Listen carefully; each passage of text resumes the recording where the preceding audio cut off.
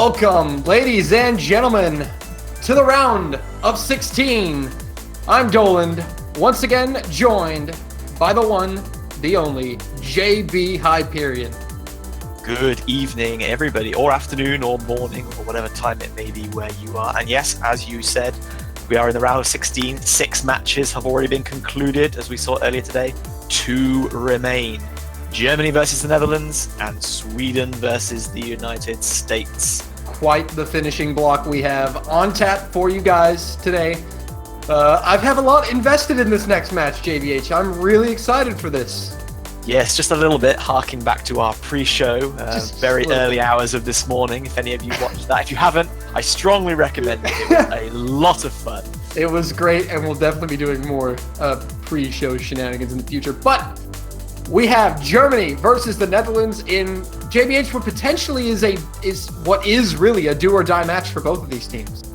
Yes, both of these teams very evenly matched, but neither of them are going to want to go down to the losers bracket because a fairly vicious draw awaits them should they drop there. So both teams definitely want to be staying in the upper side of the bracket for the winner's side, which I guess you'd have to say is probably a little bit more comfortable than the bottom half of the bracket, as we can see here. Definitely, as we can see here, as we see, the winner will face South Korea in the quarterfinals, but the big thing to keep in mind is that the loser will fall and face Japan, and that's not where the trouble lies. The trouble lies after that.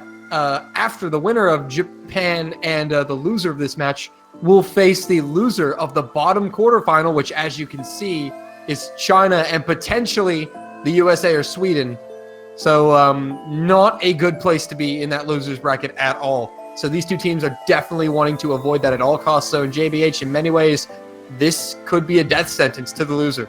Yeah, I find it very ironic that we're talking about people wanting to win so they can face Korea. That's a little bit of a novelty for many of us. Obviously, South Korea winning last year in reasonably convincing fashion, I think we'd have to say, but they're kind of a little bit of shadow of their former selves. Still with some excellent players. Obviously, Draystar, Maria, MJJ spring to mind, but they don't quite have that depth that they have had in previous years, so they're not bulletproof. Definitely. But I'm really excited for this because I've been pretty good on predictions today with these the 6 matches. You have. Your record has been very impressive. Yeah, with I have 3 out of 6 exact scores, and I was only 1 off on 2 of them. The only one I really messed up was Chile, Mexico. I messed that one up pretty bad. But yep, I'm rooting for the Netherlands here. As you know, if you haven't watched the pre-show, then you won't understand. But if you have, then you totally understand. But Germany have played well, I should say. Germany have had a lot of struggles in the past few years with just internal struggles and just not having all of their best players. But they do have one returning player in the form of Note Karoy. So Germany definitely have improved since last year, I'd like to think.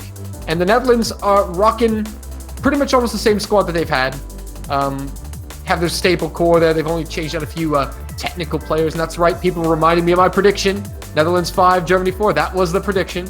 I think that's a very interesting prediction, as you said, 5-4, because we've seen 2 games that went 5-1, 2 that have gone 5-2, and 2 that have gone 5-3. I think the last 2 go 5-4. Well, I need this one to go 5-4, and I need USA Sweden to go 5-2 for the sake of my prediction. But I mean, that would be amazing. 2 tiebreakers in the end, and definitely there is potential here in both these matches, especially in this one, Germany-Netherlands. I definitely feel it because Germany have improved, but the Netherlands have always had the better of Germany just in the past few years, and just Netherlands have kind of, ascended to the point of they're now a high seed team. They're a staple in the top group. They are a top team. So teams are having to respect that and having to deal with it. Yeah, historically, Netherlands have been a bit of a little brother upstaging the older brother, but this time the roles are slightly reversed. Netherlands a big top-tier team in their own right after a really impressive performance in last year's tournament. But we're going to see how this unfolds in the next hour or so. Going to get into our warm-ups, and I can only imagine that this has to be the Dutch warm-up, just based on the name. Oh, yeah. And ladies and gentlemen, if you are new to the Catch World Cup or do not understand what's going on, the Netherlands have the best meme warm-ups. If anything, this is more important to them than the actual tournament, is upstaging everybody else in meme warm-up maps. They have pretty much written their own rule book on how to have an excellent warm-up pick, and they never disappoint. So if this is the same one with, I think there's been some modifications maybe to the map that we saw in the group stage. So looking forward to seeing those. This is going to be something. As look at the screen just flickering. It knows what's coming. Oh, it knows it's a Dutch warm-up. I don't think Happy Sticks PC was ready for this. I have no idea what's happening right now. Yep, this is... Oh, man, yeah, he just threw up the transition screen. We may not even get to see it. It is breaking the client. That is how crazy the Dutch warm-up is. Well, Tawny client has always been a bit unstable. So oh, yeah. This is nothing new. No meme warm-up from Germany. Oh, who knows? They might have one. But then they're certainly rivaled with the Netherlands. It's kind of hard to upstage the Netherlands on meme warm-ups, but as you see, the Dutch warm-up already causing problems for causing some technical difficulties.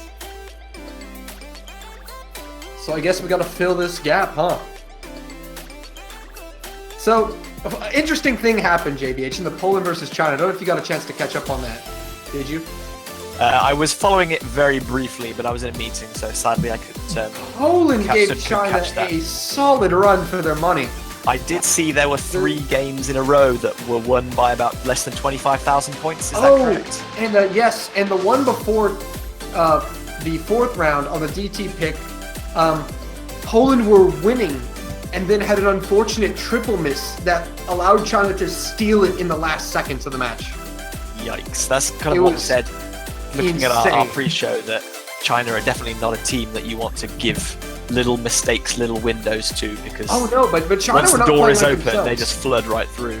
Also, I think people need to start tallying my my cursing that I'm doing here, because I think I'm on par with Zetron. I cursed China 7 times in 1 round.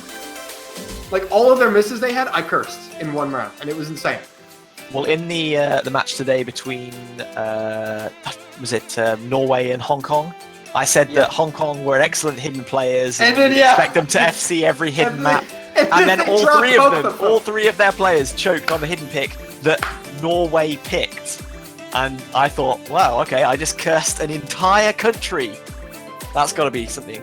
Yeah. For those just tuning in, we are having some technical difficulties with the warm-up because it was the Netherlands warm-up, and it was so toxic. The meme was so terrible that it actually caused some tourney lag, like some client lag on the side of Happy Sticks. So we're trying to get these, he's trying to get those technical issues sorted out. We'll get you updated and caught up to speed as soon as we can get to the lobby. But the warm-up is in progress, I'm assuming. I'm sort of trying to begin, but yeah. Nobody successfully loaded in as far as the client is concerned. So I can only assume that the meme was such fire that CWC headquarters caught fire and burned down. Yes, yep. And goodness, I was really looking forward to the Dutch warm-up. I always look forward to their warm-ups. Dude, that the meme was too strong for Pepe. They had to contact Pepe and say, we have to shut the Dutch down. They're too strong. Too strong. The nuclear strike was called in. The pink jets flew over my student dorm on the way to the Netherlands to put a righteous end to the memes. Is there a bracket somewhere? Yes. We do have a bracket.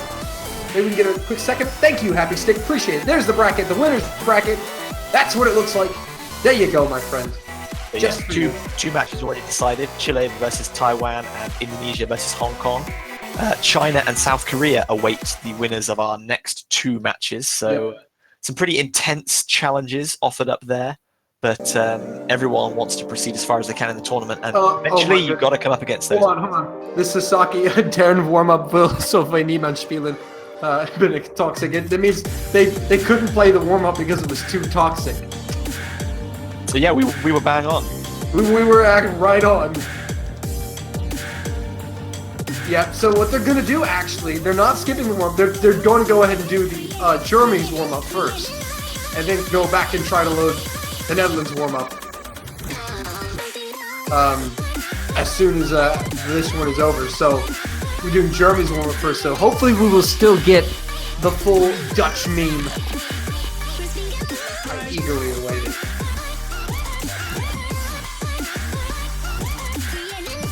when will be OSU Standard World Cup? That question gets asked so much, but I believe it's November. It's usually around that time in the fall, near the end of the year, kind of the closeout World Cup. So that would be my best guess. I'm pretty sure it's November.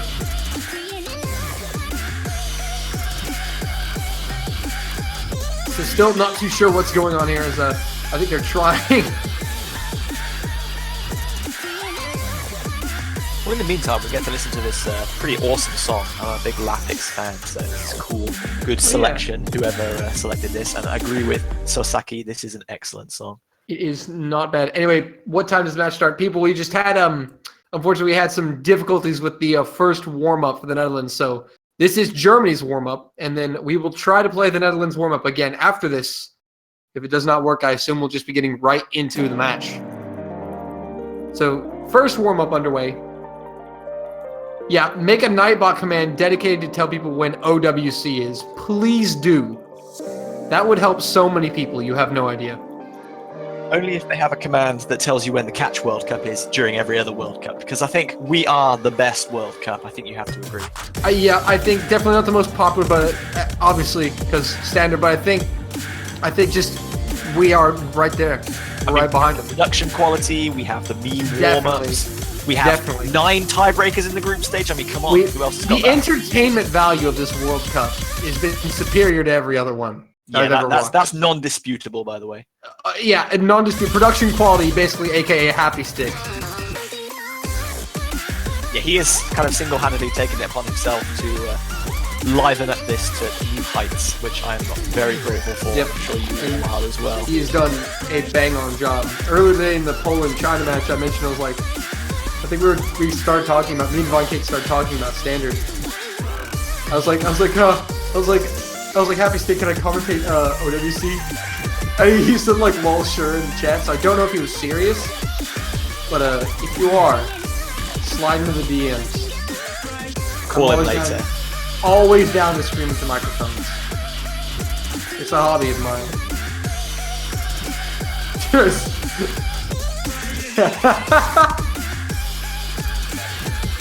XD. We'll have to see. You're gonna keep me hanging on that one till November. Okay. I don't see it. It has to happen that way. But anyway, we've got the Catch World Cup on right now. Fruits are falling, not circles manifesting. And this is a pretty chill song. The map is pretty intense though. The slider velocity changes are pretty ridiculous, honestly, throughout some of the more intense whoopee sections, which is cool.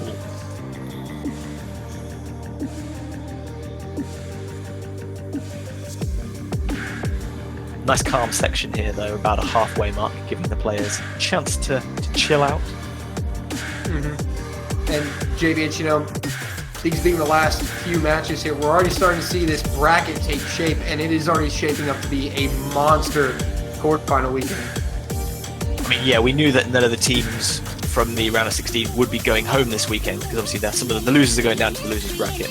They get another chance next week. So we knew all of the teams would be appearing next week, but now we see who's going to be facing who, the little nuances of where the matchups are, where the kind of the upsets are going to be, where the comebacks are going to be.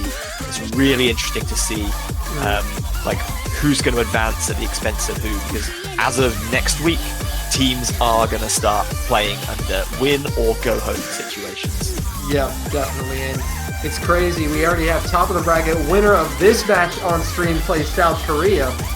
Below them is going to be Chile and Taiwan. And then below that is Indonesia, Hong Kong. And then China will await the winner of Sweden and the United States. That will be played right after this match. So it's already getting insane in the winner's bracket. Yeah, I think also crucially, as we kind of alluded to a few times, I don't think there's ever been a Catch World Cup where it's been thrown so open. So many teams could conceivably, maybe not win, but get to like finals week. Oh yes, more so this year than ever before. Definitely, and it's really exciting to see. A lot of teams have a potential finals week bid that they could make. It's really conceivable for 75% of the teams that made it through to the round of 16. You could probably say, yeah, they could make it to finals week. A few things could go their way and they could make it. It's absolutely insane. And now we have the Dutch warm-up, which I will attempt to read. Goedemorgen, Mina-chan. Verschillende artiesten. CWC Petje, Genesis Nove Terre. Het huis is niet smerig, het geeft gewoon een doeken nodig. And that is a long name. I'm going to assume that you are literally a god because I have no idea what you just said. That is Dutch, my dude. Fun fact, I can speak that language. Kind of. That was a Hebrew version. I love these Twitch clips. When you see a clip just titled Yeah. I Want to Die. Amazing. Will Happy Stick mute the Despacito part? That is the big question. So wait, although it's probably a part of this, so does this count for our Despacito warm-up counter? Did we get like a 0.5? I think we have to go to 3 here. I don't think there's any way around it. I think we need the Despacito warm-up. I think that should be up to 3. I think this counts. Even though it's muted, we know it's there. You can't escape the fact that it's there. Filling it all in our minds. But you see, the Netherlands, being the meme warm-up geniuses that they are, have filled this with other juicy memes. And so when we just hear dead air and see fruit catching, we're just gonna laugh because we know that there's Despacito there.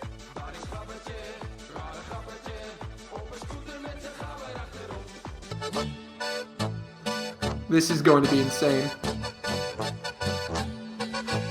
Ready? Not really. Brace yourselves. This is going to be a historic warm-up.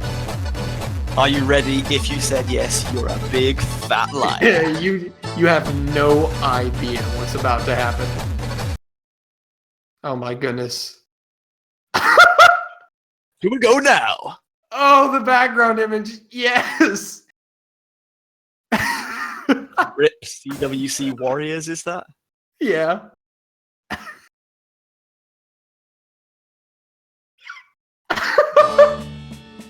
Oh my gosh. Here it comes.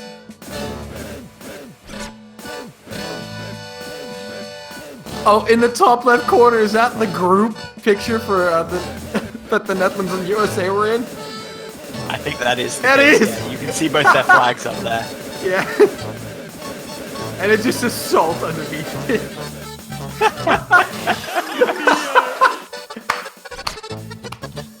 Oh my. Oh yes. Leading by example, the Dutch are. This is how a CWC warm-up is supposed to be mapped. The Netherlands actually losing the score battle on their own warm-up here.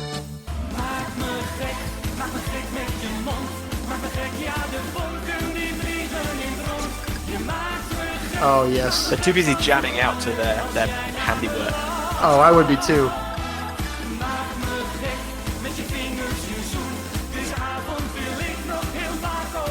Oh, it's all in Dutch. Enjoy content like this? Subscribe to the OS Live channel. Yes. If you don't enjoy content like this, I'm sorry, but we Then can't you're a be normal friends. human being. Oh my goodness, the spinners on top of the fruit. What was that?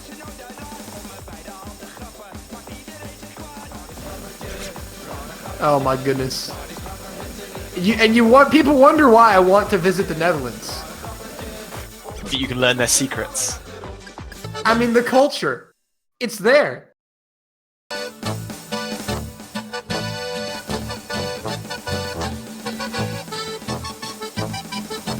I didn't say it was a good culture, Happy Stick.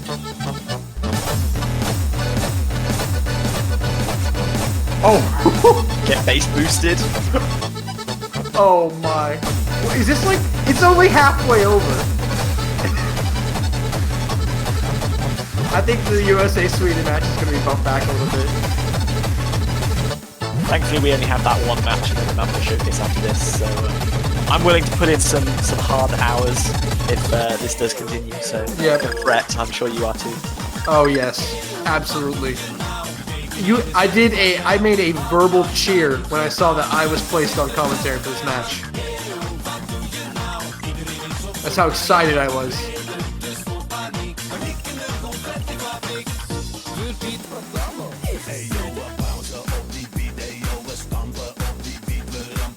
Randy95 asks, at Happy Stick, why do the Dutch troll so hard? Because they are the Dutch. It's in the DNA. It is literally just in the DNA.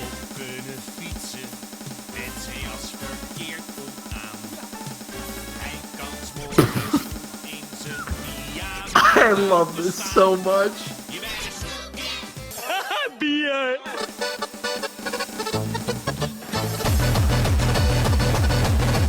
Oh my. The amount of time this took to make is probably ridiculous. Time they should probably have spent on practicing math rules, but never mind. But they have earned the respect and love of many in their own right.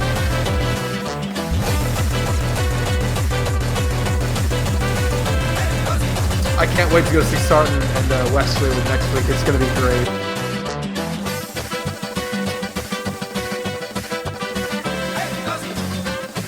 Such great people. Oh, Namirin had a sizable combo. we got the death bar, and then it died. Sad. Sing it all together in your minds. It can't be silenced. That was a Sarton cover.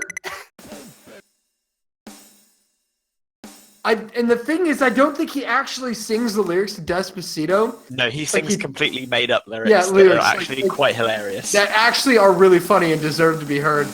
But maybe he can sing them later on. Maybe he can verbally type them and like just post it like publicly, be like, yeah. But it's not the same. So that was just a masterpiece. Beautiful. All right. Well, thank you guys for watching the 2018 OzCatch World Cup. It's all downhill from here. This is literally the pinnacle of the World Cup. Just go ahead and just go home. This is it. Getting right into rolls though. Sarton rolling 60 and Notekaroi rolling 19. Are they the Dutch? Are they the rolls or? Yes, I think they do count. So Walter Toro, the ref, calling for Notekaroi for his ban. Obviously, Germany losing the roll. They will ban first. And Kage Notsuki, the hidden AR8 being banned from the Germans. And the Netherlands will ban a double time. No, my bad. I thought it was one. Yeah, oh no, they are banning double time. Packet Hero is the first pick from the Netherlands. Look at this. This is bold from Packet Hero. From the start, from the Netherlands. Notekaroi can't even believe it. Like, for real? Are you seriously picking this? Wow! They're not even going to let the Germans breathe. This wasn't even, like, a reactionary thing. They knew they wanted to pick this. This is planned. If there is one thing that you need to know about the Netherlands, that their strategy and their planning is on point. Sarton knows what he wants to pick, what he wants to ban in every situation. They have it prepared, and they instantly go into their picks very quickly, just so they don't let their opponent gain momentum. They don't let momentum shift. They're very good at that. And making his 2018 OzCatch World Cup debut is Bags123, the ace for the Netherlands. Yes, so whilst we wait for the players to ready up, we'll just have a little recap. Germany lost the roll, so they banned first, and they banned Kagamasuki from the hidden pool. Netherlands followed up with a double time ban on Yuneno Zeka, I think that's the name. Yep. So that was from the double time pool, obviously. And then Netherlands will be first picking Packet Hero from the no mod pool. Packet Hero! First pick! How cool is this? I don't know whether this is cool or just dangerous, insane. After the warm-up we have seen, it would probably be the latter, but knowing the Dutch like I know them, this is definitely planned out, and they picked this for a reason. Well, Takahiro does have some fairly weird spacing, so maybe the Dutch warm-up somehow helped prepare them for Takahiro. And look at this matchup in the middle of your screen at the bottom. Nope, Kuroi lining up next to Bads on the stream. This is gonna be a showdown.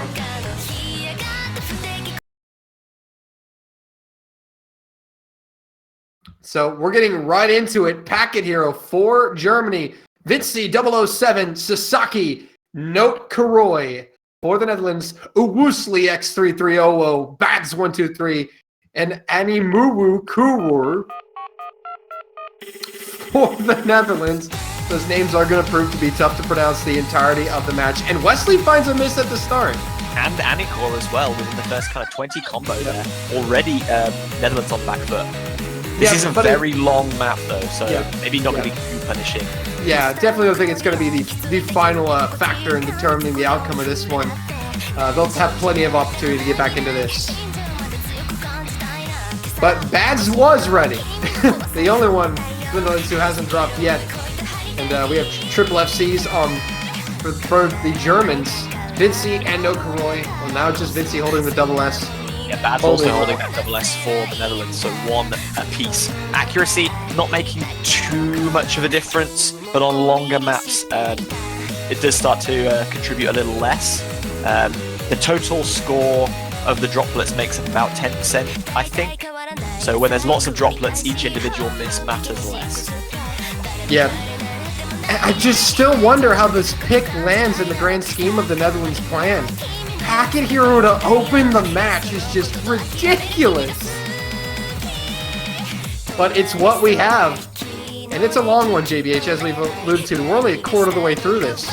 Germany's 4.5 minutes in length, so be in there for the long haul. But Germany not looking like they're feeling too uncomfortable with this just yet. No, they definitely look a lot better than they've been playing, but it's only the beginning of the match, and Packet Hero is a very long map, and there's plenty of opportunity to miss. That's the thing about this map. Easy to slip up. But nobody, for that matter, JDH.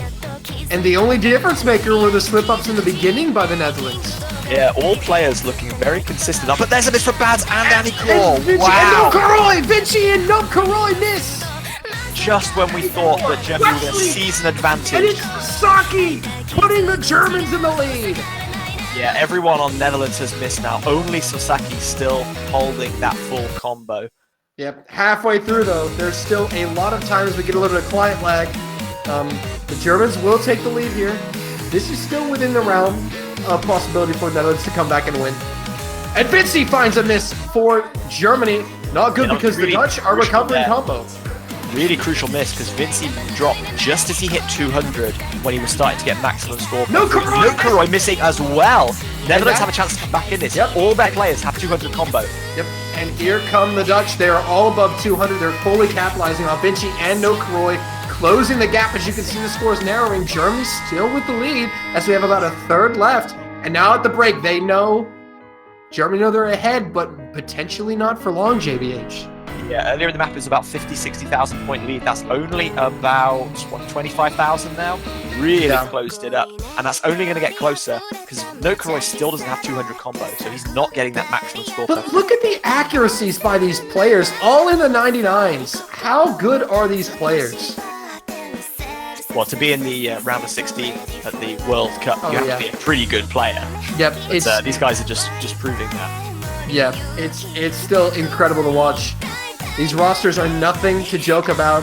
And the Netherlands, Germany have recovered though. So the lead is still with Germany, but the Netherlands are literally breathing down their neck.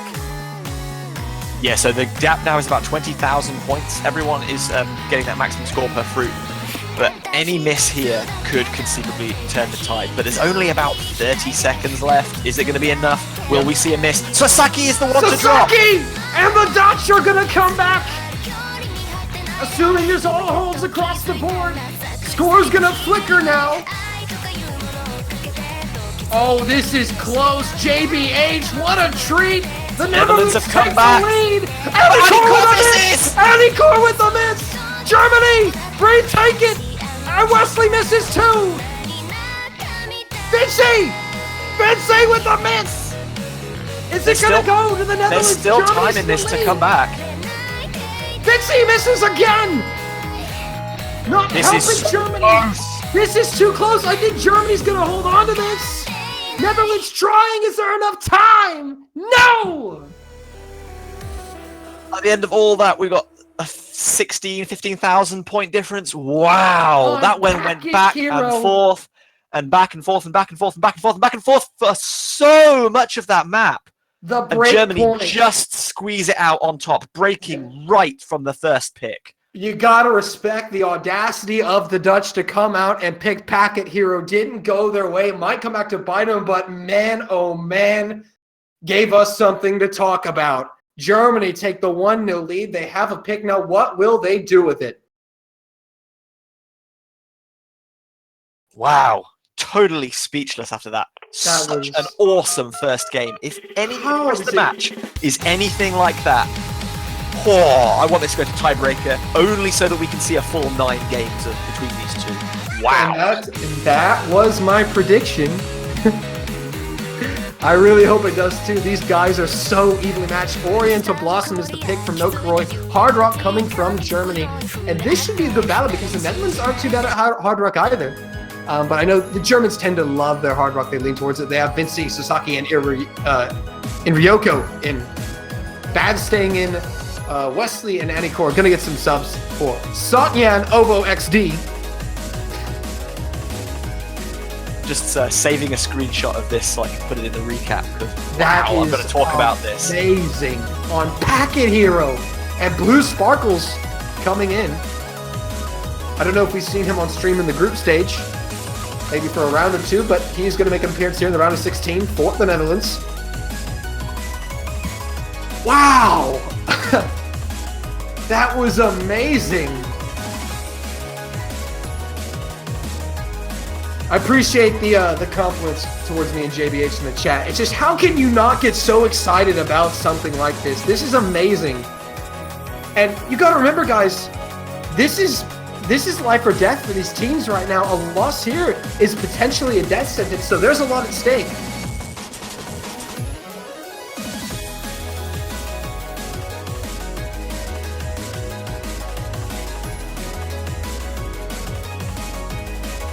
And so the Germans finalizing their roster, seeing what they want to go with. Nemirin has come in for Vinci. Sasaki will stay in at the moment. And it appears that this is going to be the roster, the lineup we'll see. So, JBH, round 2, Oriental Blossom, the pick from Germany. And for the Germans, they will have Namirin, Sasaki, and Inryoku. And for the Netherlands, it will be Satyan OOXD, Bads123, and Blue Sparkles. Your thoughts? Yeah, interesting to see Germany have swapped out 2 of their players from the previous match. So Namirin and Inryoku coming in for Nokaroy. And who was their third? I'm feeling really dumb now. The Netherlands did swap 2 as well. Anikor and Wesley coming out. Sarton and Blue Sparkles coming in. And we see 2 hit-ins on the Netherlands side from Bads and Blue Sparkles.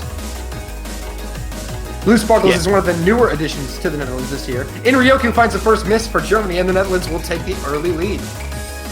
But Blue Sparkles going to follow up right afterwards, though. Yep. Just back. Yep, and I think Germany will eke out a slight advantage because of the timing of those misses. But it's going to be pretty minuscule here. But the Netherlands will probably need some help from Germany here. Yeah, all things considered, Inryoku's going to hit 200 combo first, so there is going to be a very slight advantage in favor of Germany here. Looking like it's going to be about 20,000 points, 15,000 points perhaps. Yep. Blue Sparkles going to miss again, though. Yep, not good for the Netherlands. This is not what they needed. And Germany will open up the score gap here as we're halfway through.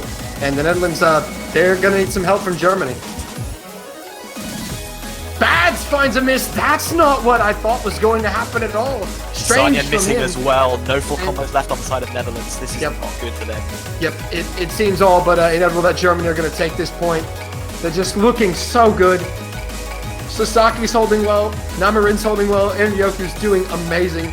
Just a few droplets from him. That's it. And it looks like Germany are going to take this pretty convincingly. Ryoku had the early miss. We see Blue Sparkles drop again, but Sasaki and Namarin both holding double S. Really impressive from them. Very sensible pick. Maybe deciding that they weren't going to buy into the Netherlands' kind of wild card strategy. Yep. Well played from the Germans. Bads recovered nicely, but Germany didn't provide a miss, so that's going to be game. Germany takes it 2-0. And the Netherlands will have a pick now. Interesting to see what they'll pick. Keep your eyes on the lobby chat. They usually pick very quickly. They've probably already slipped it into the chat and will be getting the pick shortly, knowing the Netherlands. And there it is. Yep. Senjo no Aria, a no mod pick from the Dutch. Instantly picking that.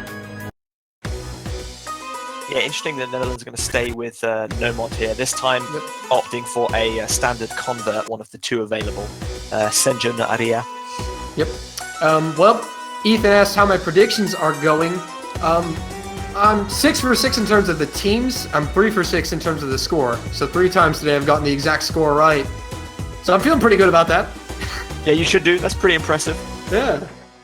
So we'll see. And I was so close to being 5 out of 6. But Finland scored one more point than I thought they would. And what was the other one? Chile, Mexico. No. There was another one that was close that I almost got. Oh, it was Finland and goodness, I'm drawing blanks. Okay. It was no, I got China, Poland.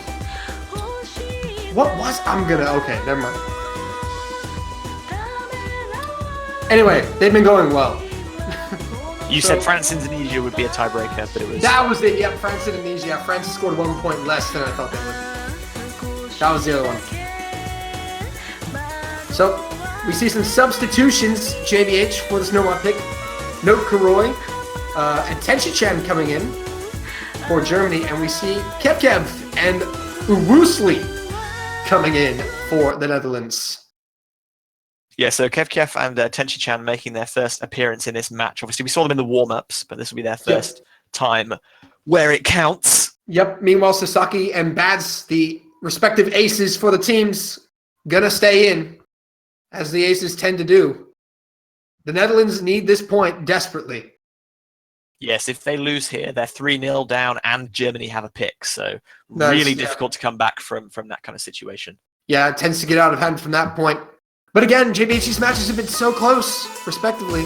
Despite the fact that it is 2-0 in favor of Germany, yes, both matches have been quite close. So. Yeah, I mean, Packet Hero was insanely close, but the other one was not. The other one was a very convincing win for Germany because they triple FC'd it. I just think Blue Sparkle struggled, so maybe he's just not in the mood today. But we get through the first section, no problems. We've seen some problems for players on these little doubles, JBH, that come later. Yes, so once players hit the second double, they'll stop to avoid overshooting. But then you often have to change direction quite quickly, and it's kind of difficult to stop and then immediately start again. You want to try and maintain a flow, a rhythm, where you keep changing direction continuously and flowing from one movement into the other. Tenshi-chan finds the first miss. Unfortunately, you really can't do that when you have this low note density kind of double section. You have to make one movement and instantly stop, and then focus on the next movement. You only can take things one movement at a time, one combo at a time. Yep, and it's so hard to do in a tournament setting with the nerves and everything on the line. So the Netherlands take the lead. Tenshi-chan found the first miss, but he's recovering quite nicely. So the score gap shouldn't be too big. Germany's still within striking distance here.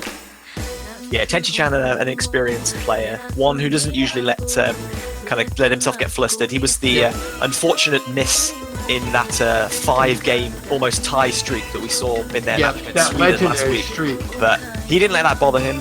Germany did come back to win that game in the end, so don't expect too much of a problem here with just that one miss.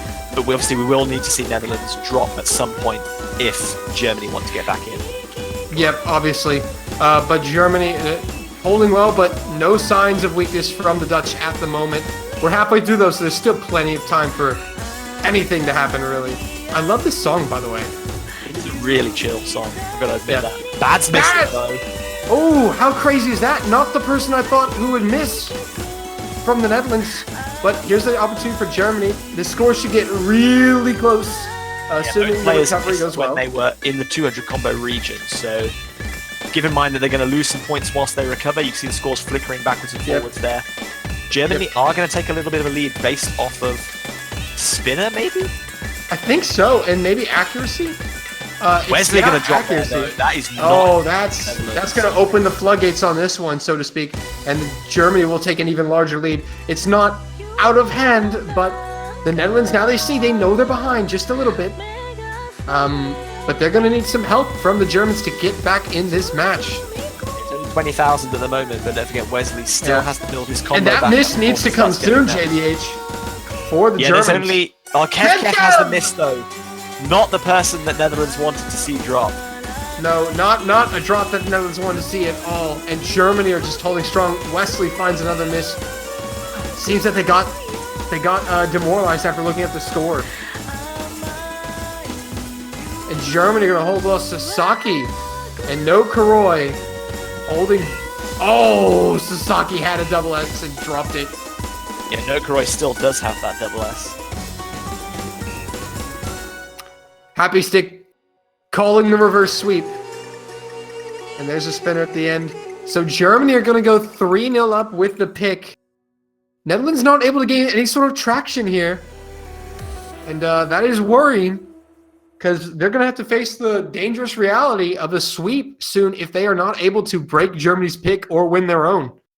Yeah, again, really unfortunate. Netherlands did not put in a bad performance at all, any of their players, but Germany just so consistent, like a consistency we haven't seen from them in kind of previous World Cups. It's really good to see. Definitely. And Sasaki and Okura are having the tournament of their lives at this point. They endured the fire and the flames in the group stage, and they've really come to life here with a consistency that I really, quite frankly, I underestimated them. I didn't think they'd be playing this well, but they are, and it's good to see from Germany. And if you're South Korea, you have to be a little bit worried right now. Oh, absolutely, yeah. I mean, looking at the map pool we've got now, though, obviously Netherlands have picked No Mod twice and lost twice. Germany started on Hard Rock, but they're going to go to double time now with Force of Ra, a map that I think we've only seen once before in the round of 16 thus far. And JBH, not too sure how it feels, because we're hopping across different mods every time now. We've now played one in every mod bracket after we played this one. So I guess Germany are kind of trying to feel out the Dutch at this point. They know they're ahead, so maybe they're throwing. You just have to see, can the Netherlands play double time? If yes, then will we avoid double time? If not, well then we just take a 4-0 lead. Not only is it a case of can they play double time, but can they adapt to high density, high BPM, like streaming on double time, coming from a fairly slow no-mod pick? That's really important. Definitely, but the Germans will have to adapt as well. But they're willing to take that chance, and they have the lead where they can take the chance. So this is definitely the perfect time to throw out a random pick like that. But one thing to note, JBH, is that Baz has not been playing like an ace so far in this match. Has struggled a little bit. He's performed well. Not up to, I guess, his own standards, and also the standards that most people would put on him. On a stage like this. Definitely, and again, he's only human, but on the other side of things, Sasaki and no Kuroi then nailing it. And Baz, is he going to be subbed here? We see Sarden coming in for Wesley. Kev kept staying in at the top of the screen, but Baz has left that slot, so are we going to see a substitution? Maybe for double time they have a better lineup. Maybe we see Anikor come in here.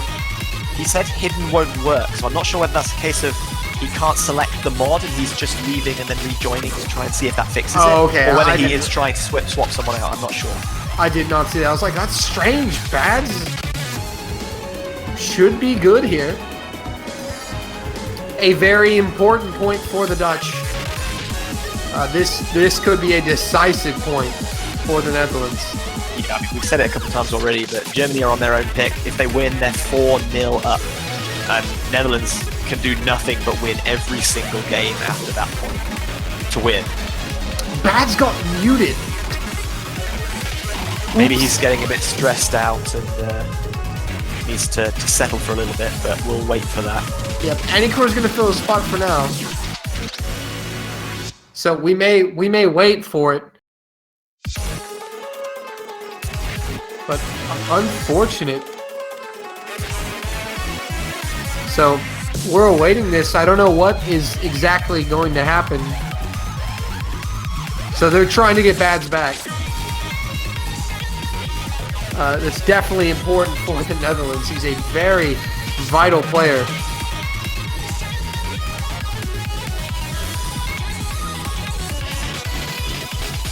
As you can see, Sarton barking orders at his teammates.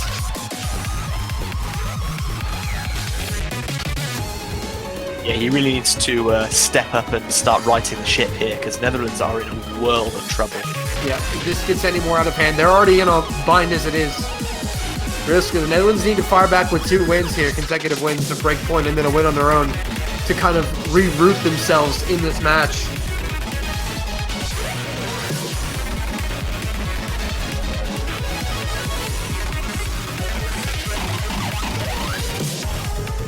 No Karoy replying with a swift no.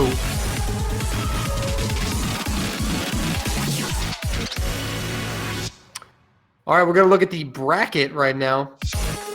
Just while we wait for Bads to make his way back into the game. So as we said, winner of this match will tackle South Korea in next week's quarter-final.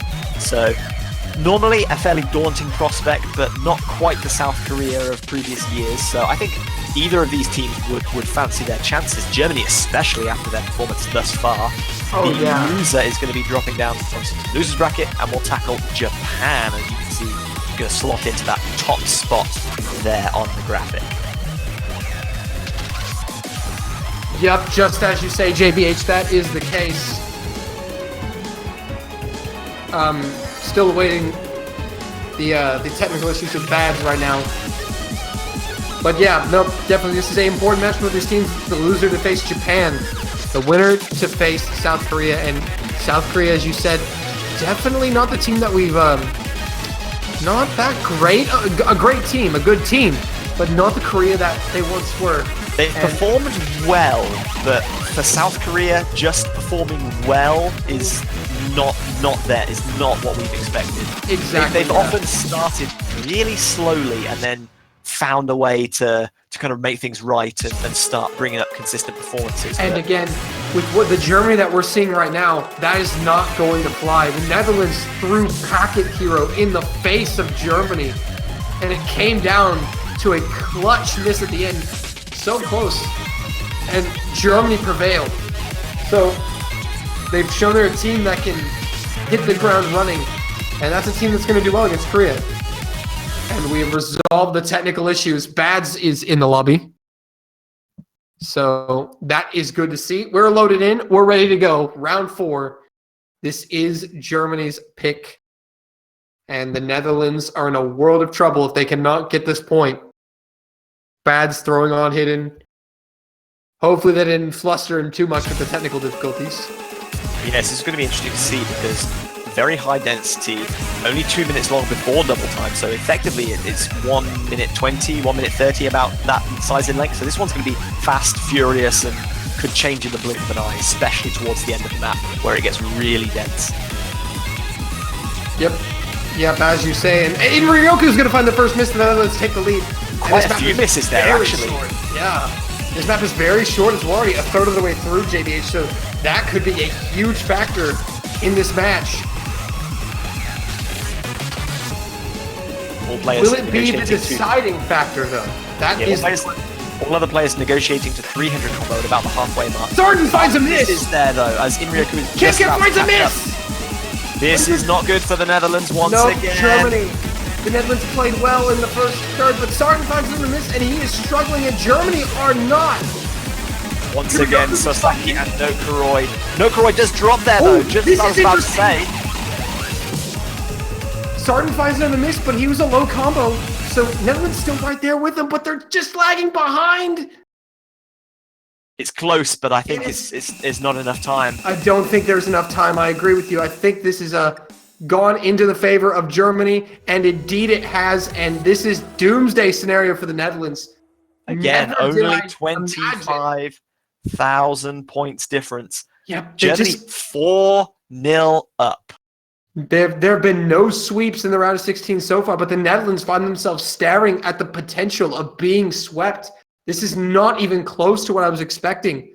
You got to feel for Bads, though. I mean, silver double S Oh, after he the technical played so difficulties, well. thinking that he wasn't going to be able to play and that he And was letting his honestly, team down. even if Kev had just been able to FC that, not have that one miss, Sarton struggled. But I think if Kev hadn't have found trouble, that the Netherlands would have been okay. 5-0 incoming or reverse sweep incoming. My prediction could still stand. Germany have now 5 chances to win. Yep. Netherlands have to win 5 games in a row, including one on the tiebreaker, if that's going to go that distance.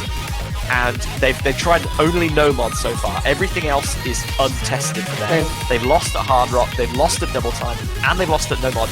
Are they going to try Hidden just because it's the only thing they haven't tried yet? Potentially, but the Netherlands right now, I mean, it's just not good for them. They just need to find something. They've just come out on the losing end of these close encounters so many times. It's been close. For all but really the second map, Germany had a pretty decisive win. The others have been really could have gone either way. It's just unfortunate, and now they're in a situation where they can't afford any more of those. Yeah, Netherlands normally dancing into their pick immediately, but you can tell that there is some serious deliberation going on now. Yeah, this is a completely different Netherlands. This is very important, and they are taking the time to get this right. Because honestly, I think what the Netherlands need to focus on mainly, pick a map that they can play. Focus on them FCing, not worrying about how good Germany is at it. They need to pick a map that is good for them. Would hope that the previous 2 picks they would have selected would be good for them. I guess maybe Packet Hero was a bit of a kind of a shock map that they thought they would get a win on, and then they would have plenty more options later on. They're calling your name as their potential last pick. It's going to be Reanimate from the hidden pool, as you suspected earlier. I don't think Netherlands really have another option here. I think this is the only thing that they haven't tried, so they would be silly not to be fair, I think this is a little overdue because they have potentially the best hidden player in the world on their team. Bads123, I would argue he's up there, definitely in the conversation of one of the best. It's definitely not a bad idea, and this map is a little bit tricky. Yeah, so it's going to feature some high slider velocity sections, some wiggling patterns, which obviously with hidden are quite tricky, and also there's a lot of variable dash spacing. So you have a short dash, then a long dash, followed by back and forth. So precision is going to be required on those sections to avoid over dashing or under dashing. And this is not only a good test for the Netherlands, but for Germany as well. This is a very difficult map. This is no slouch and easy to miss and mess up on. And Germany taking their time to get the roster out. But we do see, finally, from the Netherlands, the dynamic trio of Bad, Sarton, and Wesley gracing the presence. This is crunch time for the Netherlands. And I think they're aware of that. And it's going to be Note Kuroi, Vinci, and Sasaki will step aside, and Tenshi-chan will come on and try to close this one out for Germany. Yeah, sort of Sasaki's been playing like a man possessed so far this match, but when they're 4-0 up, Germany do have the liberty to swap their players around, so fair enough if that's what they want to do. Tenshi-chan, obviously an excellent player in his own right, then that's what they're going to do. Yep. Germany just need to finish the Netherlands off here. They can't get caught in the trap of we have the luxury. They do have the luxury, but if they keep making these decisions that it's not working out for them, they soon will not have the luxury. Well, again, it's going to be about 2.5 minutes that stand between us and potentially the end of this match if Germany can secure a 5th point. And that would be our first sweep of the round of 16. Yep, and no, Kuroi did find a miss early there. Sarton does as well. So I believe those misses are going to offset. And Wesley finds a miss. Yeah, Wesley just standing still there, just absolutely dropping. Sarton missing as well. Vinci as well. It's Bads and Tenshi, the 2 FCs. And again, let's not understate how difficult this map is. This is a tough map. Yeah, I think we also have to include Note Kuroi. I mean, he dropped right at the beginning, but he effectively has an FC at this point. Only about 10 combo down. Yeah, it's going to do his team a lot of good. He can hold that combo. Germany going to take the lead in the beginning here. Netherlands not too far behind, but just this map is rough. Yeah, coming into those kind of back and forth size shapes that you can see there, as well as the stack sections. No Kuroi going to find a miss though. So back to square one for both of those players. They offset each other's misses. No, Karoy does find another one, though. He's struggling. So maybe a chance for the Netherlands to pick up some points as Wesley recovers combo here. Definitely. Very slowly closing the gap, but it's still in Germany's favor just now as we approach the halfway mark. See if all players adapt to this change into a 1/3 section, and then it's going to go back into There's Wesley dropping, just as I said, dropping that slider end on the slow section, dashing too early. This map is just so technical, so many things you have to be aware of at all times, and it can just one minor slip up. A triple miss, 2 from the Netherlands, and Vinci, Sarton, Wesley, and Vinci, and that's going to definitely tilt it in favor of Germany as Sarton finds one more miss, and it's not looking good for the Dutch here. Absolutely no, there's only about a quarter of the map still to go. One PI section stands between Germany and victory here. You've got to imagine, they've got a 120,000 point lead at this point. Potential misses though. But Netherlands need more, Germany need to drop more. There's potential, Vinci finds the miss, and the Netherlands suddenly have an opportunity. Can they capitalize on it? The only problem is that Sarton doesn't have a 200 combo, and Wesley has only just got to 200 combo himself. They're not going to be able to close this distance. They're trying their best. Sarton now getting up there. It's not going to be enough. No, the gap is way too big as Sarton misses again right at the end there. Germany are going to take this one 5-0. The sweep and rip my prediction and my Monte Cristo act. I'm heartbroken. You're doing so well. It's so frustrating too. It must be for this Netherlands team. They were never that far out of it. Deja vu all over again. Baths with another double S, but his team Absolutely just not able to follow him. I mean, that performance from Bads just definitely went unnoticed too, just because of what was going on. But that's an incredible double S on that map, and he delivered there. He delivered a big ace moment. But Germany are going to take the dub. A strike against me for wishful predicting and thinking. But Germany are moving on to face South Korea next week. Yeah, I think all of us could have maybe seen a sweep or two in this round of 16s matches, but I think this was probably the match that we were least expecting a sweep. No, yeah, definitely not what we expected. We did not expect to see a sweep here. And again, it was just 5 maps that were so close that just went to Germany every time. The Netherlands were right there. They were right there, but that's what separates the winners from the losers. Unfortunate, and the Netherlands will fall. They will face Japan next week. None of the teams are eliminated just yet. The losers are in the losers bracket, as you can see there. So unfortunate for the Netherlands, but for Germany, it's good. And for South Korea, it's not good. Germany put on a clinic, a dominating performance. And now if you're South Korea, you got to be worried a little bit. Well, I mean, looking at it, South Korea are obviously going to be facing Germany next week as potentially the only undefeated team in the round of 16. Germany, the only undefeated team when there are China, Indonesia, possibly the US, South Korea, monster teams. Obviously, we haven't seen the US play yet, but I would like to hope Sweden can take. I don't think Germany are undefeated. Germany are not undefeated. Well, I mean, just in this round of 16, they've not lost any games. Oh, exactly. Yep. Yeah. That's crazy to think that the only team that would come out of the round of 16 match with a sweep victory was Germany. Yeah, Indonesia and China were both undefeated in their group stage, but they did drop 3 games to France and 1 to Poland, respectively. Germany, the only team so far to sweep their opponents. Yep, unfortunate, but we do have, JBH, we have 1 match remaining, and there it is. Sweden and the United States are up next, and JBH, this should be an interesting one, to say the least. Yeah, Sweden had the the plaudits last weekend, I think we would be fair to say, competing in 3 tiebreakers, won in all of their group stage matches. They beat Brazil, they beat Australia, they just fell short against Germany, who obviously we've just seen in that Group A. They put on a level of consistency that I haven't seen from a team in a long, long time. Setomi, their captain, putting in dominant performance, FCing the tiebreaker 2 out of the 3 games that he performed in, and just falling a tiny bit short against Germany. Obviously, the US also put in amazing performances, but they looked a little bit rattled, especially in their game against Portugal, surprisingly. True, but I think, again, look, the US always have a tendency to get a little rattled and still prevail, but definitely Sweden's consistency is absolutely amazing. You know, they showed a level of consistency that is, as you said, has not been really seen from a lot of teams in a long time. As a low seed, to prevail from the group stages is already a victory. So it's just a matter of what can they do against the United States. You know, I think they'll definitely be able to take some points and from the USA. They're definitely that good of a team. Sweden are a team that, you know, many call them a three-man team, but a three-man team is good when you have the pick.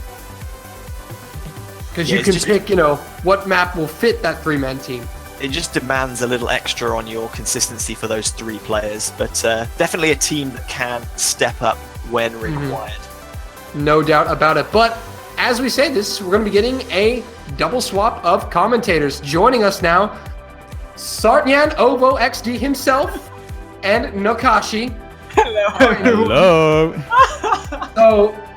So Sartan, you know how I did that whole thing where I Monte Cristo'd and I stabbed Germany in the back? I know. Well, come on, man.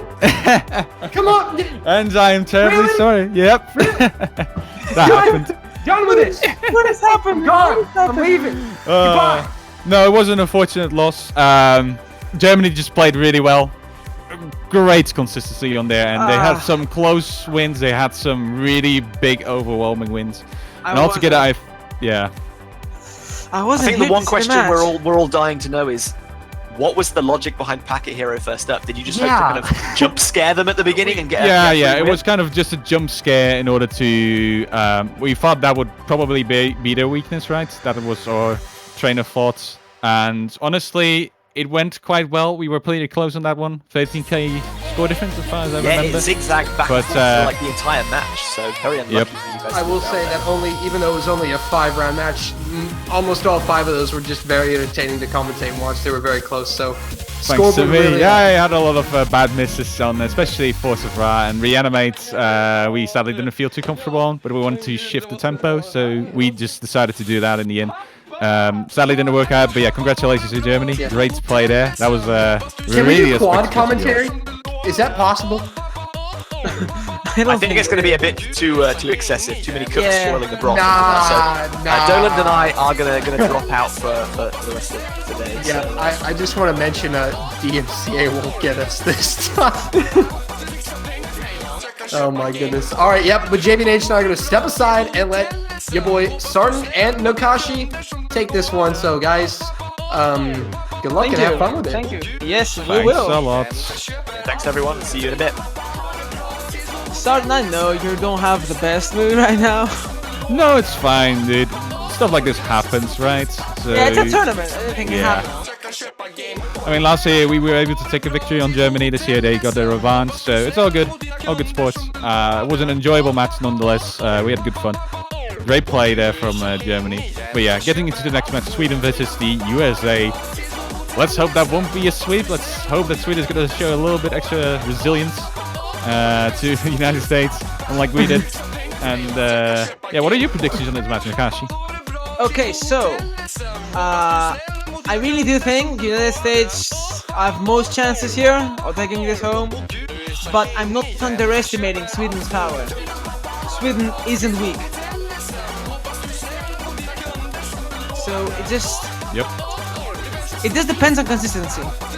I'm gonna agree with you on that because Sweden is like one of those teams with some of the best consistency.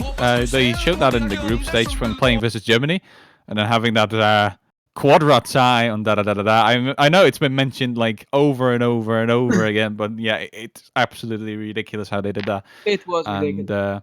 Yeah, they are consistent. It's all just it all depends on how hard the map pool really is. To a certain point, all of the Swedish players, and then especially looking at Yukiteru, Amane, Satomi, and Down Easy, the ones in the lobby right now, should be able to harvest full combos on pretty much any mods. Maybe Hidden is going to be a little bit hard for them. Other than that, it's quite doable. I see. So, I have a really serious question right now. What is this? This is actually, and I'm not even joking, USA Swarmer pick. Wait, this They isn't. decided to go. No, it's not the Swedish warm-up pick. This is actually from the USA. They decided to go with this. Wait. You can see in the title for everyone, the MCA won't get us this time. I was talking to Chicken Bible about this, and they just decided to go with this and roll with it. As they wanted to beam around with the Swedes a little bit, so it's all in good fun. It's all in good fun. This is really nice, but I swear I thought the Sweden picked this. Interesting. Really interesting. Yep, it is definitely. They might have just mapped this like a while ago, because I do not suspect any other map to have this kind of a difficulty now. So now it's kind of ironic. They just mapped this in like less than a day, less than like 5 hours. Yeah, So good job to the US for that. Really interesting. Warm-ups is my favorite thing regarding tournaments because everyone can just go all out. Like, look at that pattern. Yeah, that's beautiful. The creeper catching all of those, as well as Guillotine. Very nice day. He's gonna miss now, but Guillotine only gone to a very nice combo, as well as with a very high accuracy at 98.25. Yeah, Really good. Guillotine's it's his forte, getting those maps. Like, ironically, both Zach and Guillotine, I know both of them and I know their capabilities. Wait, hold up. Chicken Bible just gave me intel that this actually is not the USA's warm-up, and it's... Oh my god. What? They were planning on picking this exact song, and seemingly Sweden picked it anyway. Oh my That's god. one big coincidence. Oh my god. What? Oh, I didn't. Now this is a plot twist on a plot twist.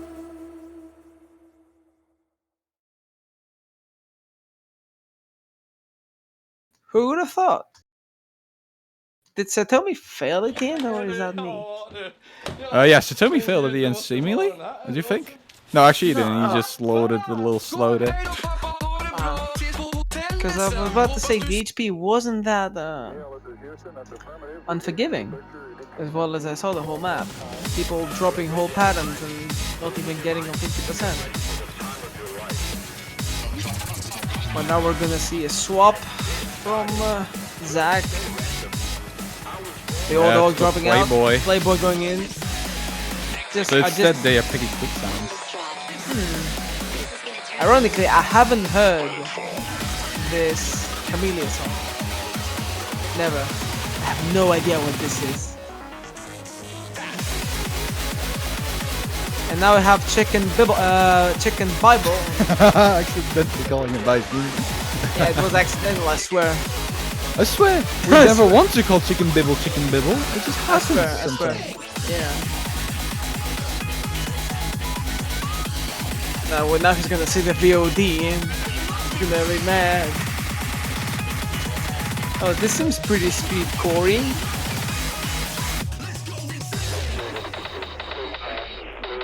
Actually, I've never heard this song before, and it strikes me. I haven't heard this one either. Camellia song, so I mean the chance is very high for this to be pleasing to me. And so far it sounds alright. I mean, it's not one of his greatest songs, I would say. A little breakcore here and there. Quite cool. Yeah. Also, Also after we see- get... Oh, sorry. I was gonna say that we'll also get Electro in the lineup for this warm-up. Basically. Yep. Everybody is swapping indeed. Also, as for the chat, as we're waiting here, if you have any questions regarding like the Germany-Netherlands match you just watched, I mean, I'm all open to any question really. If you want any kind of in-depth information. Because I actually opened up stream and I did hear like a lot about how I was picking fast, etc. That kind of stuff. Why did you not just win a few maps? Oh. An attempt has been made. Oh man, there has been an attempt. that hurts. I mean, not getting the map doesn't mean you didn't try for it. But Yeah, we tried, but Stuff it's happens. a little bit in the team composition as well, right? I mean, we tried our very best, but we had to make some second-hand choices here and there regarding who played what map. Sadly, that didn't work out too well. But we did our very best, and I don't think we could have put up like a better fight versus Germany. it's a powerhouse. Yeah, it definitely is a power. Very strong there. amazing play. Chicken Bible with the hard rock. Not something I didn't expect. I mean, that's his forte, right? I mean, he likes hard rock. Let the man play hard rock. Let the man play some hard rock. Indeed. Is this a convert or is this a CVD map? Seems like a convert.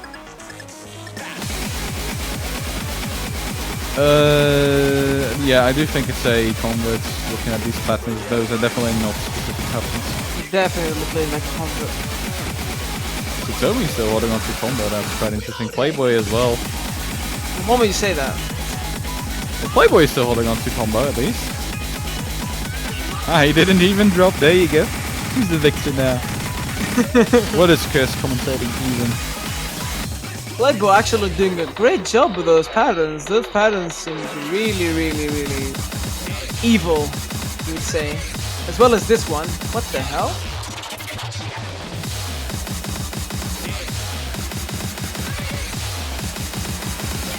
So Tommy and Playboy really handling this map quite well.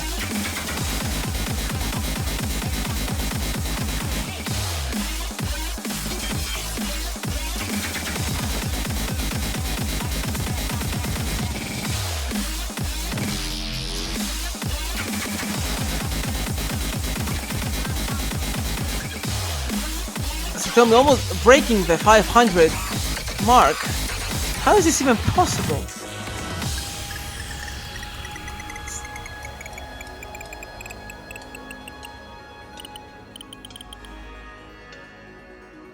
Although so far, this has been quite the interesting map. Although it really just feels like a really difficult convert. With unforgiving jumps. Like every convert, let's be real. Doesn't really matter, but the teams are awfully close. Mm-hmm.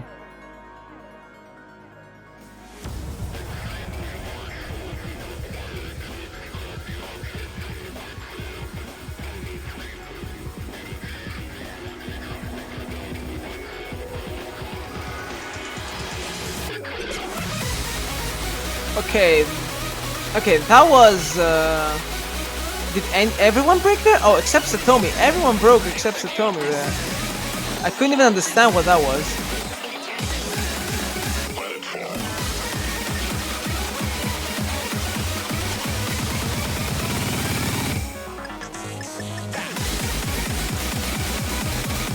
I can't wait to see more evil parents in this section. I get that feeling from it. It's quite consistent in its difficulty. It's just really difficult. Yeah. Still very impressive accuracy out of Satomi and Playboy indeed. Satomi working at 99%. That means he coming in with like a S as well in accuracy.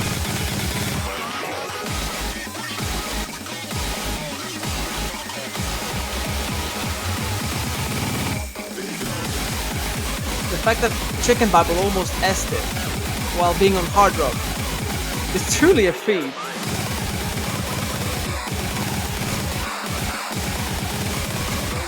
Okay, now this is just out of control. Oh, that's some harsh snaps. Zamizi died. And there you go. To be honest, when I saw those patterns, I thought more people would break. No, they fared quite well, I do have to admit, especially Satomi and Playboy. Look at those combos and accuracies. Those are great. But yeah, those were the two warm-ups for both teams. So we can get started with rolling and banning in just a second. Follow my Twitter, NISickGuy. Should you? Oh, I don't know. Well, Satomi is a good boy. He's a good boy. He's a good boy, yeah. I want to see those rolls. Neil, this is Houston. That's affirmative. We're getting a new picture. Detainment fees for all mankind. What did you have in mind? What was in your mind? You're ready for the time of your life. Let's get started. You're like so random. I was born ready.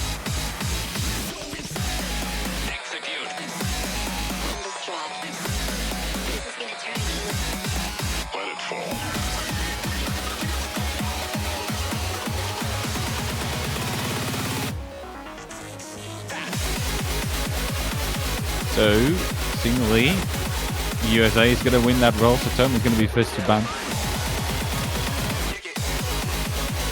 What will they actually ban though? That was actually so sad as well.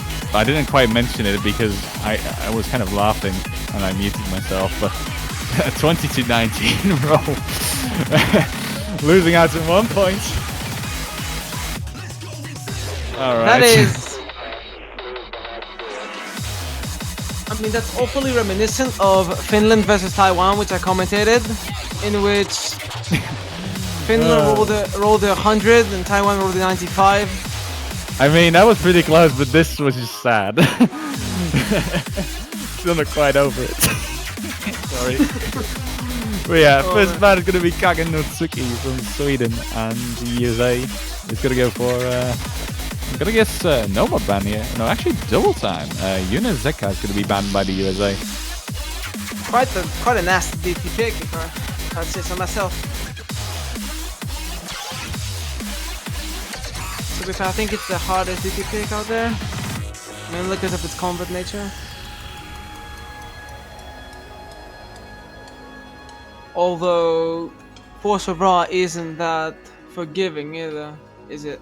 But you only see it played once. To me, it's not. I think also been played once. It's been played in my match. Oh, really? Can be quite. Yeah. I see. I think there were like 2 small chokes on the side of Germany, 2 FCs on our end, and then I had like 4 misses. I think. Aww. Yeah. I did quite bad on that match. Aww. Unfortunately. Aww. Yeah, it's unfortunate, but what can you do? Yeah, what can you do? Stuff Instead, happens. they're gonna go for Reanimate. The hidden pick starting off. I really like this hidden pick, but it's only second favorite to Kagen Notsuki. I do find Kagen Notsuki to be one of the hardest picks in this whole map pool. Because of its low BPM hidden, it's kind of challenging. But this doesn't go back either. And I'm interested to see. Yeah, main hard part about this map is definitely going to be the intro and keeping yourself as consistent as to hit the entire ending as well. Yeah, that's going to be nerve-wracking, especially to have an FC. Not per se nerve-wracking, but some of those hypers and the spacing can be very nasty. Speaking out of my own experience, actually. But yeah, looking at the composition from Sweden, that might become quite hard. USA here with a really strong hidden team. Zach Dilleting, Electro. Yeah. To be fair, when I hear hidden, one of the first names that come to me is Zach. I'm gonna lie. His hidden is really strong.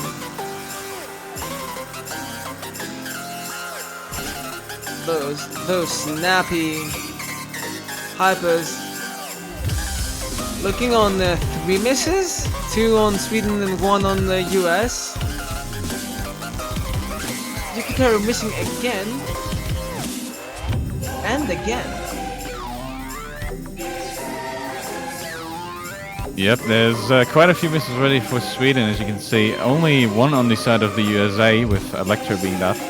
But easily recoverable, since there's been more misses on... with the miss from Satomi, it's gonna become quite hard. But also a miss from Zach, which I didn't expect. I think it's my fault. Perhaps, yeah. Zach is indeed struggling a little bit on this part. Guillotine coming in with a miss too. Electro, the only one left with a full combo. Or did he have an early miss, actually? Actually, no, I think he had an early miss. This is big for Sweden, because they have the higher combos now. It doesn't matter that Hikiteru missed, they have the higher combos. Especially if Damnizi keeps a combo.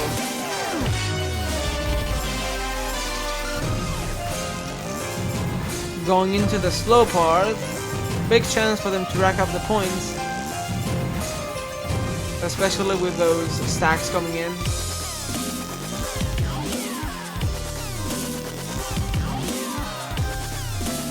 I mean, score difference isn't... It's not big. It really big, but it can change. Quite a lot still. It's really big if you think that if Electro misses, Sweden has this in the bag if they don't miss. And now we're going. Don't think yeah. that is the case yet. I think they're gonna need a few more misses actually. Oh, there's Yukiteru! Lots of misses on his end. Oh, that was painful. That was a whole pattern. Guillotine, however, coming in with misses as well of his own. More misses from Yukiteru though. But I think that miss from Yukiteru made the margin that much bigger. Yeah, I think Now- it secured it. Yep. Yeah, that secured it. Yeah. Yeah, there's more misses even, and no, Yukiteru is falling apart right at the end. You see that happening a few times already. And that's going to give the win to USA on the first pick of this match. It was their pick, however, so they shouldn't fret quite yet. Sweden, that is. You have a 1 miss there for Electra right at the beginning, indeed. 4 and 6 for Guillotine and Zach. And then you have Yukiteru with 18 misses, unfortunately. So Tomi, that means he's actually doing quite well, having 3 and 2 misses respectively. Not bad at all.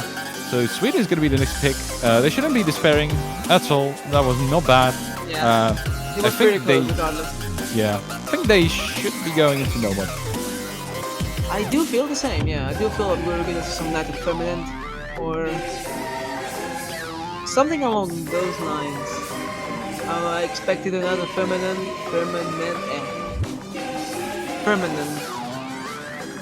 I would want to see Vulnerability because I really like that pick, but it's not that favored from all the teams so far in round of 16.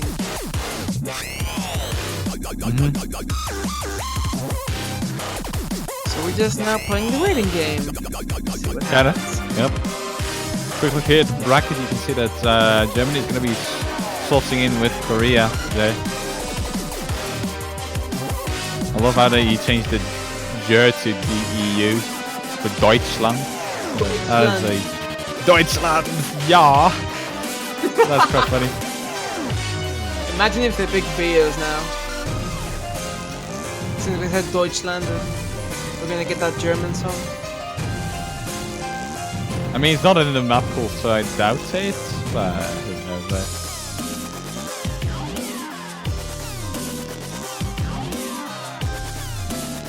We shall see. He's just gonna link the map. And it's gonna be Senja no Aria. Senja no Aria. That's a convert. It's a pretty difficult convert, I'd say. It has some really nasty timing jumps. So I feel it's either just a pick to fret the other team, or they're really confident on it. And they feel like they can get the point. Correct. Yep. To be fair, this is one of the more interesting Toho arrangements. I haven't heard something similar ever. And the moment I found that song, I wanted to look up on the artist or the circle, and there was nothing similar. I don't know where this started from, but it's pretty interesting as a song. Yeah, it's unique. I like the, I guess, Arabic vibes. I'm not quite sure what the inspiration would be, but like Middle East, I would say. Yeah, basically. So I like those vibes in this one. It's kind of the same like Arabian Rave Party from last year, Arabian Nights Party. Can't quite remember. That was in the map pool too. Arabian Rave Party? I do think it's Rave Party, yeah. Pretty sure it is. That tattoo on the Sakihiro for that Oku. Alright, so let's see if Sweden is going to be able to pull off at least 1 point here on the first pick. United States coming in strong with that hidden. But I do think the skill level on this map will be more leveled out across the teams. Yeah, this is a really difficult convert. Yeah, and I do believe that Satomi, Yukiteru, and Damis have more of a shot on this one compared to Hidden. Definitely. Better shot at it, yep. Although I also trust Gilligan's ability on coverts. Gilligan's really good on coverts. I'm not sure on Chicken Vowel and Playboy, but Gilligan is strong. So Tommy with a drop early on. As long as he doesn't miss again, it would make much of a difference, I presume. But now the drop from Yukiteru Ramon as well makes things a bit more more Yeah, that's gonna get. risky on Sweden's side. Yeah, that's gonna make it a little bit more complicated. USA, on the other hand, very solid still. Triple SS, very consistent here. Do wonder if they're gonna keep that momentum up here. As Damies, he's the only one left in Sweden with a combo as we speak. Oh, that's some very snappy movement from Playboy. Yeah, that's what I said regarding those jumps here.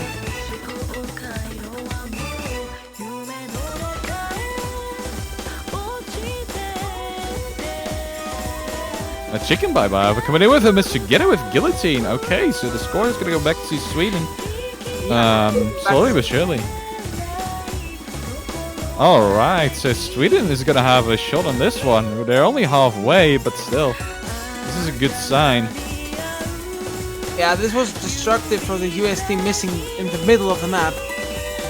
On the there's your contrary flicker. of Sweden, who missed early on, but kept being consistent. And now Sweden on the lead. Yes, slowly. only barely though. Like, both of the teams already had breach to the combo before they went and missed. 2 players from each team did miss, and right now we are experiencing a lot of score flickering. That is really exciting. Next few misses are going to be very decisive of who's going to take this point, I do believe. And that's going to be Damies. He's going to crack under the pressure. That's unfortunate. Right before the easy slow part, and they're going to see each other's scores. Oh, that's disheartening, to say the very least. This is big for the US team right now. If they can keep up the pace, they would slowly but surely increase the margin of points. They just don't miss. Easy to say.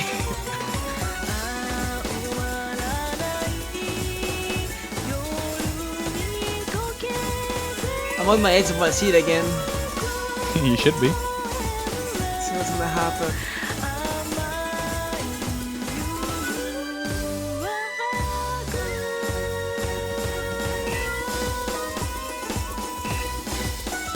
I feel that, yeah, I think Getting this is to a close. yeah, Yeah. This is United States. Yeah, that is definitely United States. Satomi already knows. Not even going to bother spinning here. That is unfortunate for Sweden. I mean, that was just one miss off of a point for Sweden, as you can see, or only singular misses all across the board, whereas Playboy had a double S. That is so impressive. Good job to him. He's gonna get the credits for this one, I do believe, from his team. And there's... Fast pick from the US. Yeah, picking Karo Yuyuka. Gyoka, how do you even pronounce that? Gyoka. I think it's Yuyuka. I mean, it's probably wrong. It's probably like westernized the way I'm pronouncing it, but well. So this is the other hidden pick that's left in the map pool. Pretty logical choice, I would say, for the United States to go with this. Forcing the hidden picks on them. As they did with Reanimate.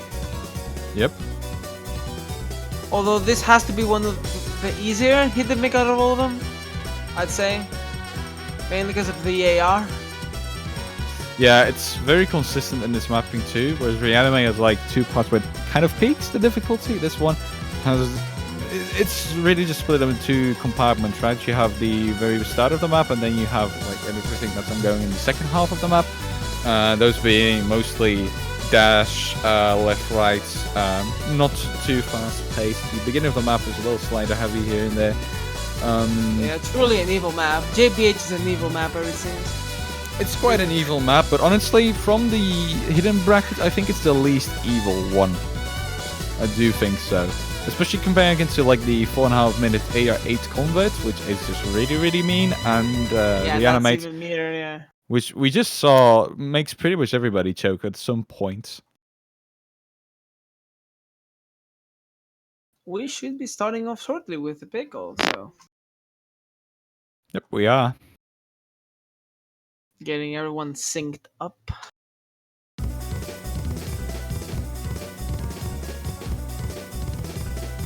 And there's an early miss for Satomi.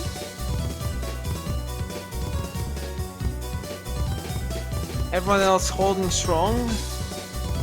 as well as Yukiteru, together with Satomi actually. double Together missed with Satomi. Oh, this is unfortunate for the Swedish team, but history might repeat itself. We might see something along the lines of Senju no Aria. Oh, and there's damn easy too, and the score difference is getting pretty big already. Close to getting out of 2,000. control. Guillotine with the fifth miss for the USA. So they can't quite run away too far yet. Yeah, the FCs on Yukiteru, not the FCs, the consistent combo on Yukiteru and Satomi are keeping them not in a margin, but not that big of a margin. Satomi, however, before we buff, he's gonna miss again. That is so unfortunate. They had a combo advantage indeed, but he's gonna break a few times here. He's not really able to catch these proper. Yukiteru, same goes for him. He's gonna fail even probably. He had to revive there, I do think. Damn easy, he's trying his hardest, but it's not working out. He's so close to failing anyway, this time around as well. Yeah, this is on United States side the moment the map started, at least to me. Yep, and there you go, Zack and Electro. No issues whatsoever, double S for both of these players. Guillotine 2 misses, but still a higher score than pretty much everybody on the Swedish team, except for Damiz, who had a single miss. But Yukiteru and Satomi sadly couldn't quite keep up with the map. Both around 800k score, and that's going to lead to a difference of about 400,000 points. Quite a big margin, and that's going to give a third point to the USA quite rapidly. Things escalated quite fast. Yep, they did. They really did. Let's see Sweden's take. What will they try to do against the United States?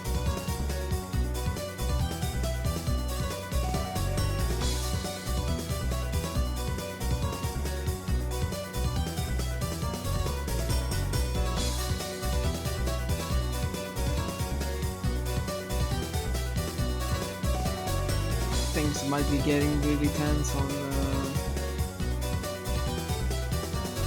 the Swedish team at this point.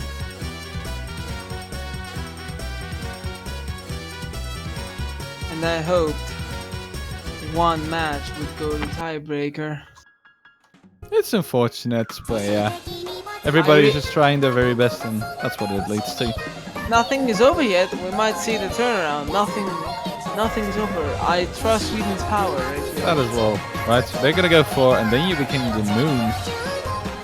That is quite an interesting pick, to be fair. Old Xerox mapping. Ooh. This is quite a hard DT pick. In general, the DT picks, I found them quite interesting. They are Especially- fast-paced, yeah. Really fast paced, especially for Raw. 250 BPM whatnot. Yep. This is really fun to play. The wiggles and the harsh movements. It might be fun to play, but for the players it might be really nerve-wracking because some patterns are really evil sometimes. Correct, yeah.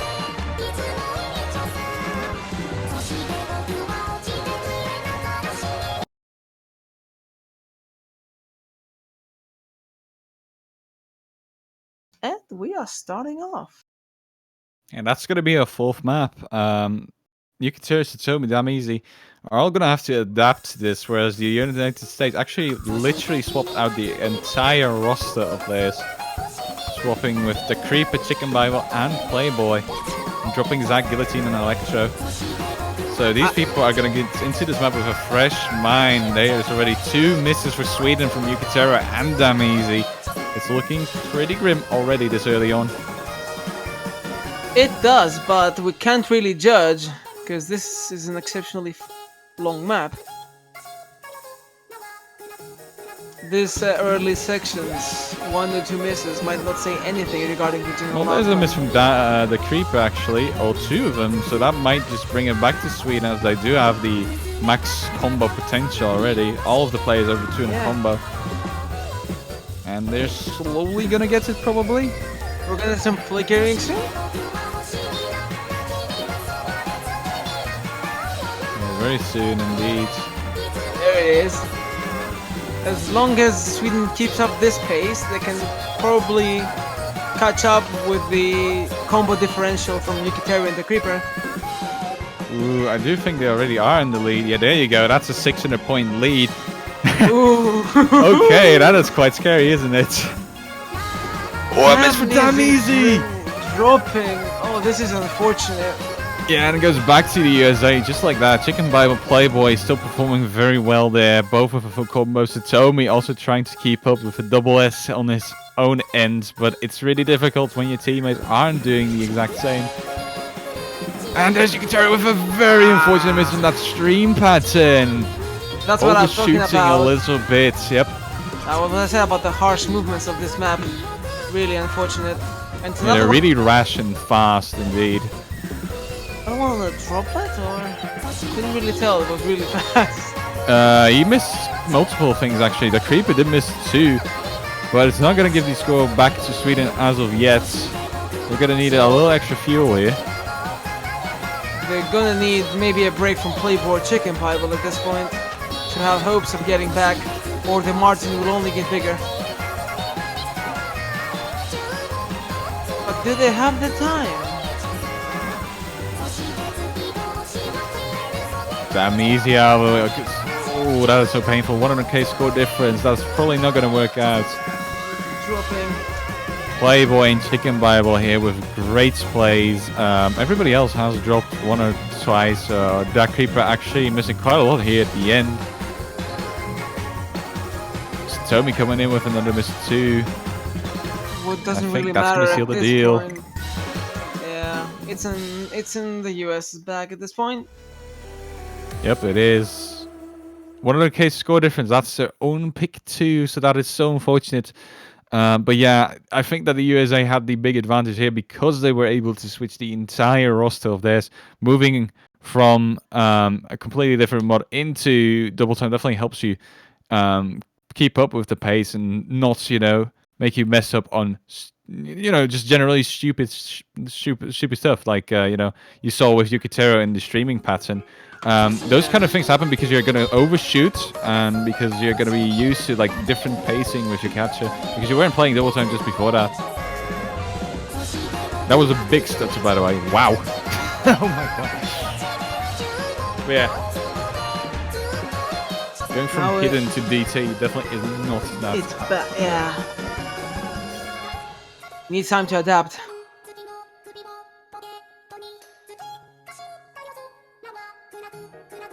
It would have been way different if Sweden forced the DT pick first. Maybe they would have been more accustomed. Perhaps, but would they win though? True. I do wonder what they're going to be never picking know. next though. Yeah.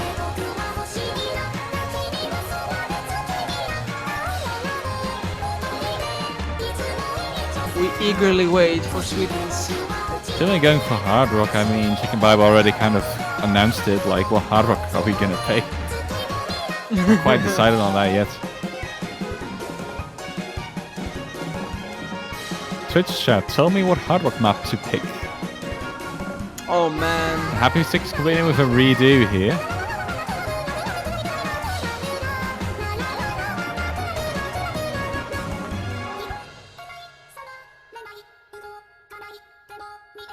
And yeah, he's gonna do it. Okay.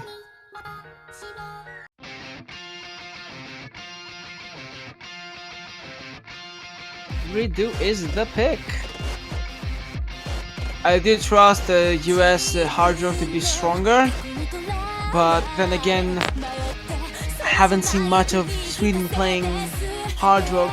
I'll just know that Chicken Bible's hard rock is really strong. We discussed about that earlier during the Camille warm-up. So I do expect him to do exceptionally in this map.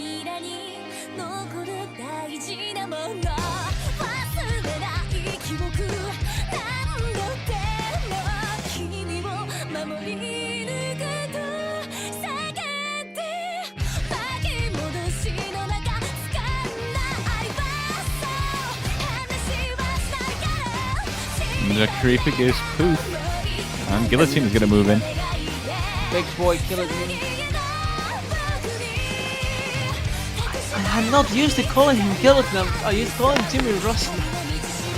I can't get used to this.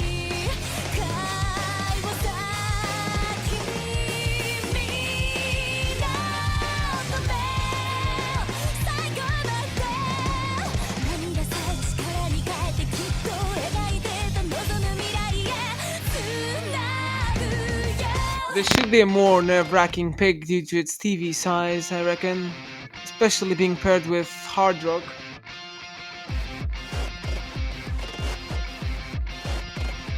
Bite-sized heart attack if things are getting close.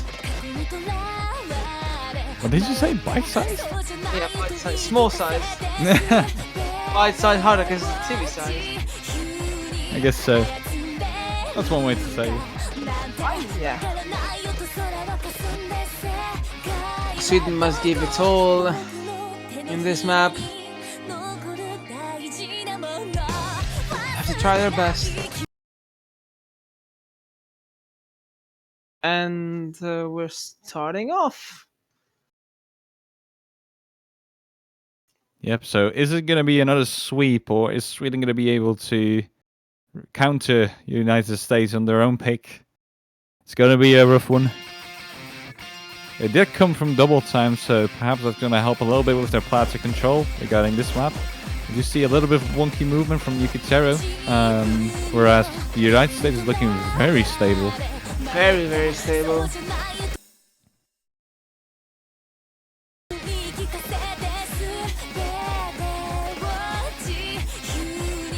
I like seeing flickering. Yukiteru there with the first miss. Nokashi had some visitors. Things are getting crazy. Yeah, it's been sold. Sorry about that. It's so good. But the moment I say it, Yukiteru missing, and I get no flickering. What did I do wrong? Guillotine did miss as well, though. Alrighty, so that might give Sweden the edge at the second half of the map, because Guillotine missed a little later. It all really comes down to whether they're going to be able to see this map now. Oh, but Yukiteru missing on one of the streaming patterns. Guillotine doing the exact same, though, but that's going to level out this score instead of giving Sweden an edge, which is really unfortunate because all of the 4 players are holding on to a full combo still very nicely.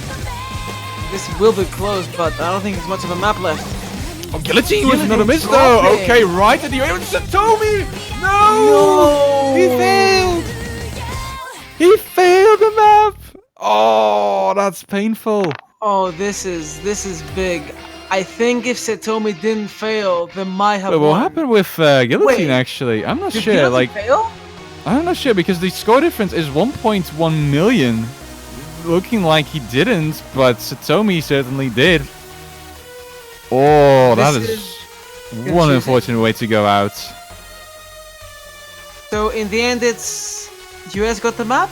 Yeah, they did, and they're gonna take the win here, 5-0. Very clean again. 2 clean sweeps in a row, just showcasing how strong Germany and the United States are this year.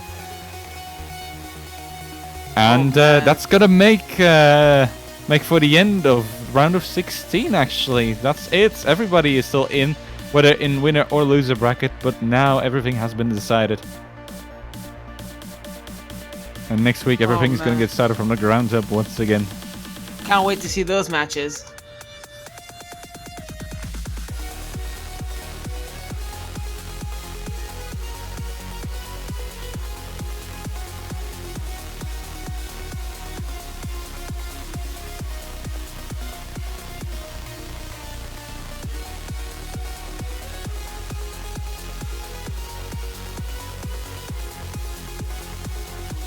I expected more of a match, but Yeah, it's Sweden unfortunate, until but what can you do? What can you yeah, do? it happens. Especially same happened with your match.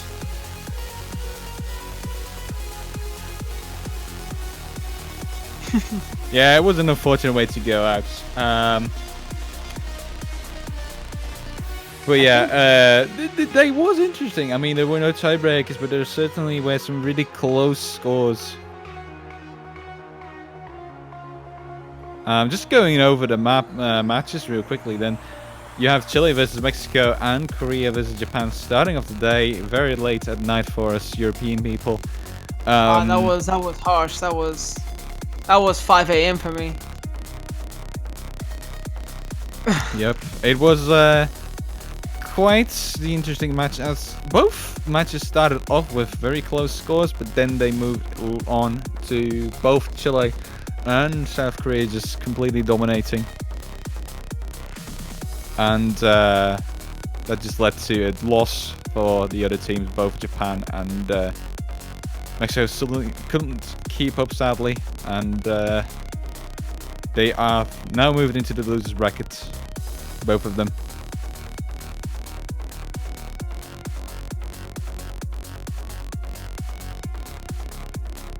So actually we are getting some other people in to do the recapping here, as I'm going to be checking out the maps for the map pool real soon, so we can do a proper map pool showcase for you guys. Just waiting for JB Hyperion to pop in real quick. But I hope you guys enjoyed the matches so far. Anyway, you can stay over here. There is going to be a recap on these matches as well as a map pool showcase in just a few minutes. There's quite a lot of stuff yet. The night isn't over. And there's our man JB Hyperion back in the commentary booth. The evil mapper JBH. I'm not evil, don't be Super duper evil. I'm gonna leave it to you guys. I'm gonna just hop into Voice with Chicken Bible for a little bit, and we'll be discussing the maps, and we'll see you soon. Super secret planning. Yeah, so they've got to see what maps are coming up next and give us their lovely feedback. But before that, we're going to go through a little recap, I think, of our 8 matches today. So hopefully we can get the first of those up very soon.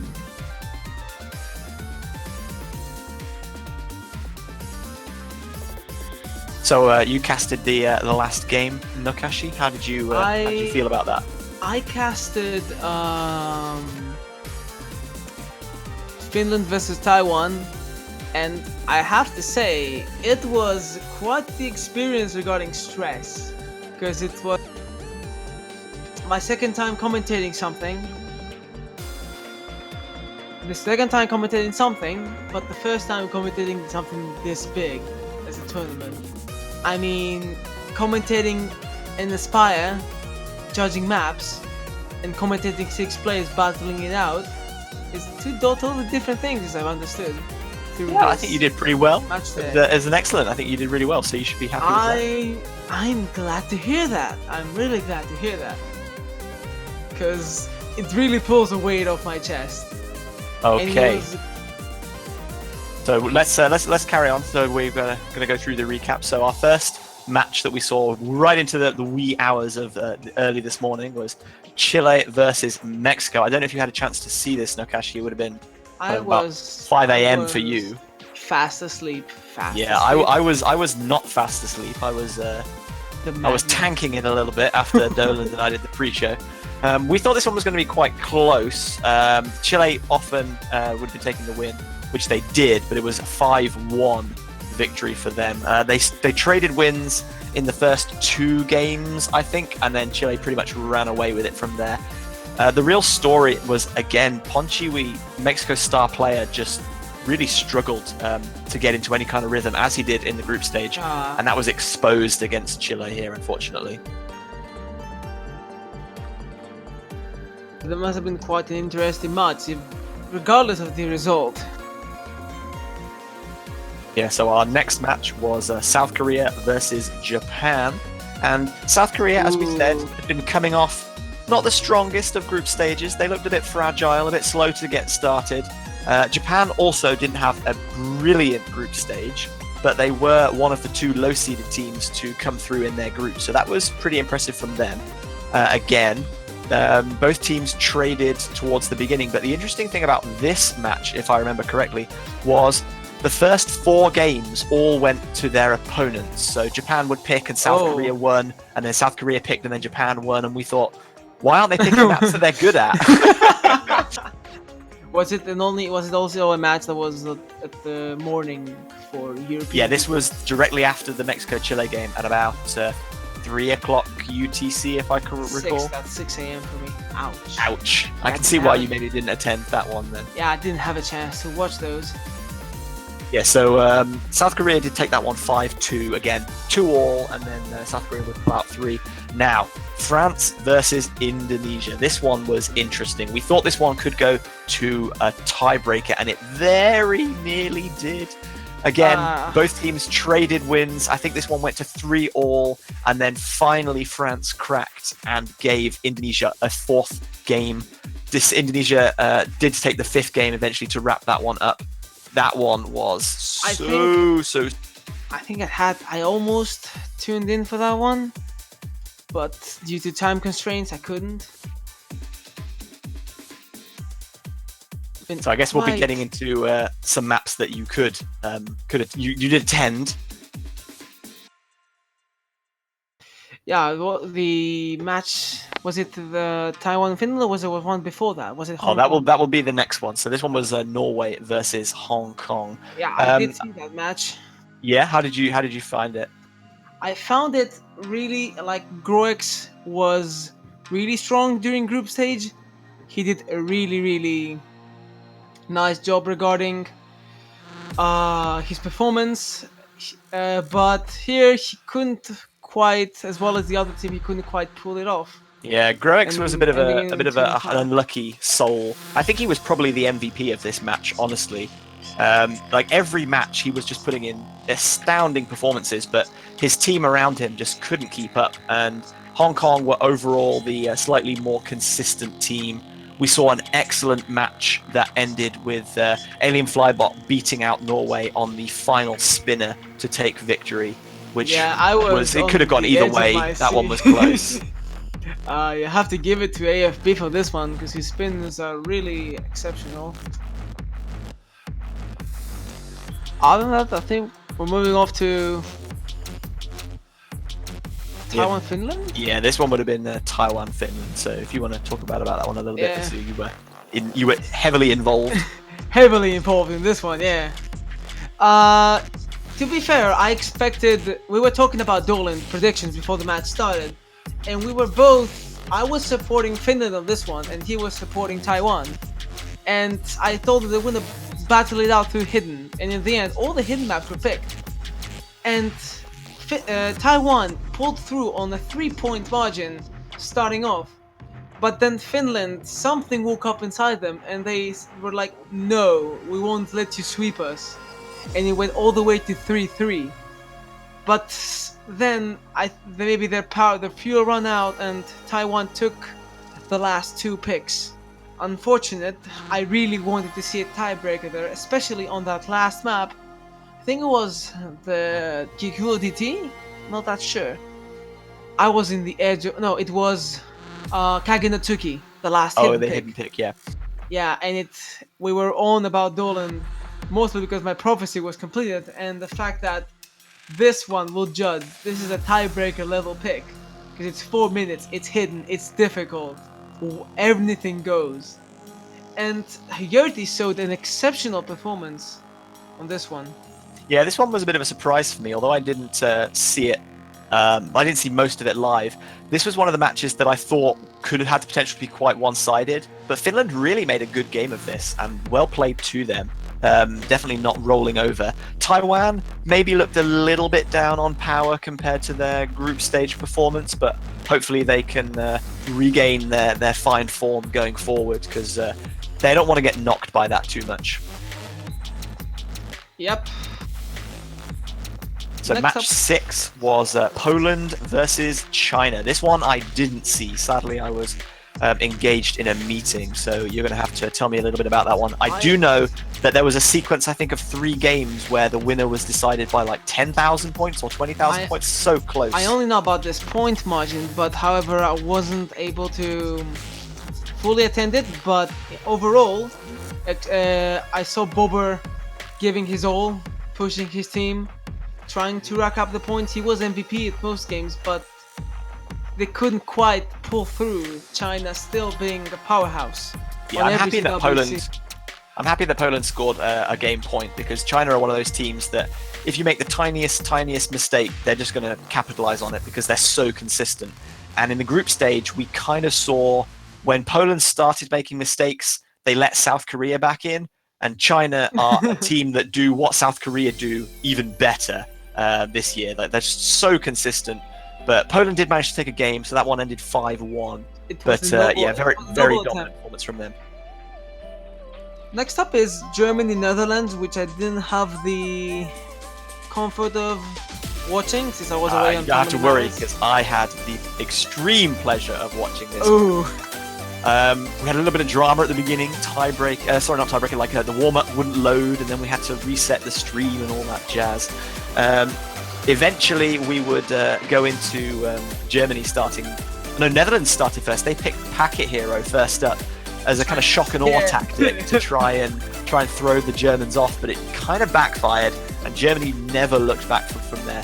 They took the match 5-0, but this was way closer than that scoreline suggests. There were plenty of matches that were lost by like 10,000 points, where it zigzagged back and forth across the entire game, and just, yeah, we were out of our seats watching this one.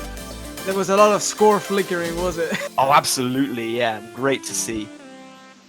I would say the same on our Sweden USA, but it was quite unlucky on Swedish side.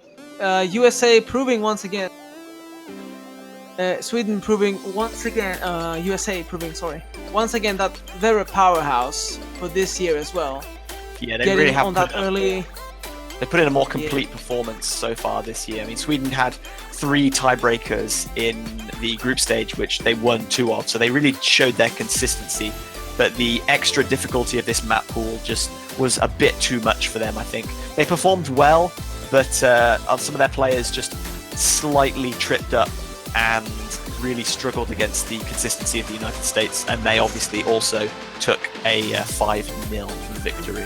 Monstrous consistency, especially on I think it was the second hidden pick. It was rather unlucky on the Swedish side because they could have gotten that point, but there were some unlucky missions, and USA just wouldn't let that slip, and they capitalized on that. Much as China reminiscent, and they just kept on going and not missing at all. Speaking of China and the USA, we're having a look at the winners bracket side now. China and USA will do battle against one another next week in the quarterfinal. As you can see, the 4th quarterfinal match on your screens. Also joining them will be Germany versus South Korea, Chile versus Taiwan, and Indonesia versus Hong Kong. Any of these matchups looking particularly exciting and spicy to you? Looking forward to next week. Every match keeps getting The better. correct answer. Yes. All of these matches look so unbelievably stacked. It's unreal. That's what I how want. much talent there is going forward. That's what I wanted to say. It's every week keeps getting better and better with these matchups. And if I had to pick like 2 matches I wouldn't miss, it would definitely be Germany versus Korea and China versus USA, especially Germany versus Korea. We're gonna see some powerhouses clashing at it. Much like every year. Did they play last year? I wouldn't remember. I don't know if they had a match. They definitely had a match in the 2016 World Cup, where Germany actually beat South Korea in the round of 16 to put them into the losers bracket. But they'll be meeting again in the quarterfinals this time. You can see the 2 teams up on your screen now. South Korea are maybe a little bit down on star power than they have done in previous years, but I mean, I think Germany have to be going into this in the ascendancy. They put in a really strong performance against the Netherlands, winning 5-0 in that game earlier today. Sasaki just looked like an unstoppable monster, and I think anyone on South Korea's side, they need to be afraid of Germany, which we never thought we would say a year ago. Sasaki's just a player that amazes me every day that passes. Yeah, so also the 2 games that we haven't really considered will be Chile versus Taiwan. Obviously, both 2 teams that regularly make it towards the business end of tournaments. Chile, more a team that tend to start a bit slowly and then pick up speed as the tournament goes on. Taiwan, flashes of brilliance, I think, from them. Sometimes they put in an outstanding performance, as they did, holding their nerve in the group stage. This week in the quarterfinal, in the round of 16, they were still strong, but didn't look quite as dominant over Finland, who you would have expected them to really kind of put the brakes on. So maybe if they kind of alternating a good week then a bad week, then next week will be a good week for them, in which case Chile need to be afraid. But based on what we've seen this week, I reckon these two teams are really well matched. I can't wait. I literally can't wait. I want to wake up and it's gonna be Sunday again. Unfortunately, yeah, I've got a little bit of a working week to get through. But yeah, the third match, Indonesia versus Hong Kong. Two absolutely just brilliant tournament teams, full of players that have been in tournaments year after year after year, always making it towards the end. Indonesia were the runners-up in 2016, losing to China, and I think they were in the top 3 last year. I think they lost to China 7-6 on the tiebreaker in finals week. So, yikes! And they have another team, obviously Deceitful, Dika, and Galaxy forming the core of that team.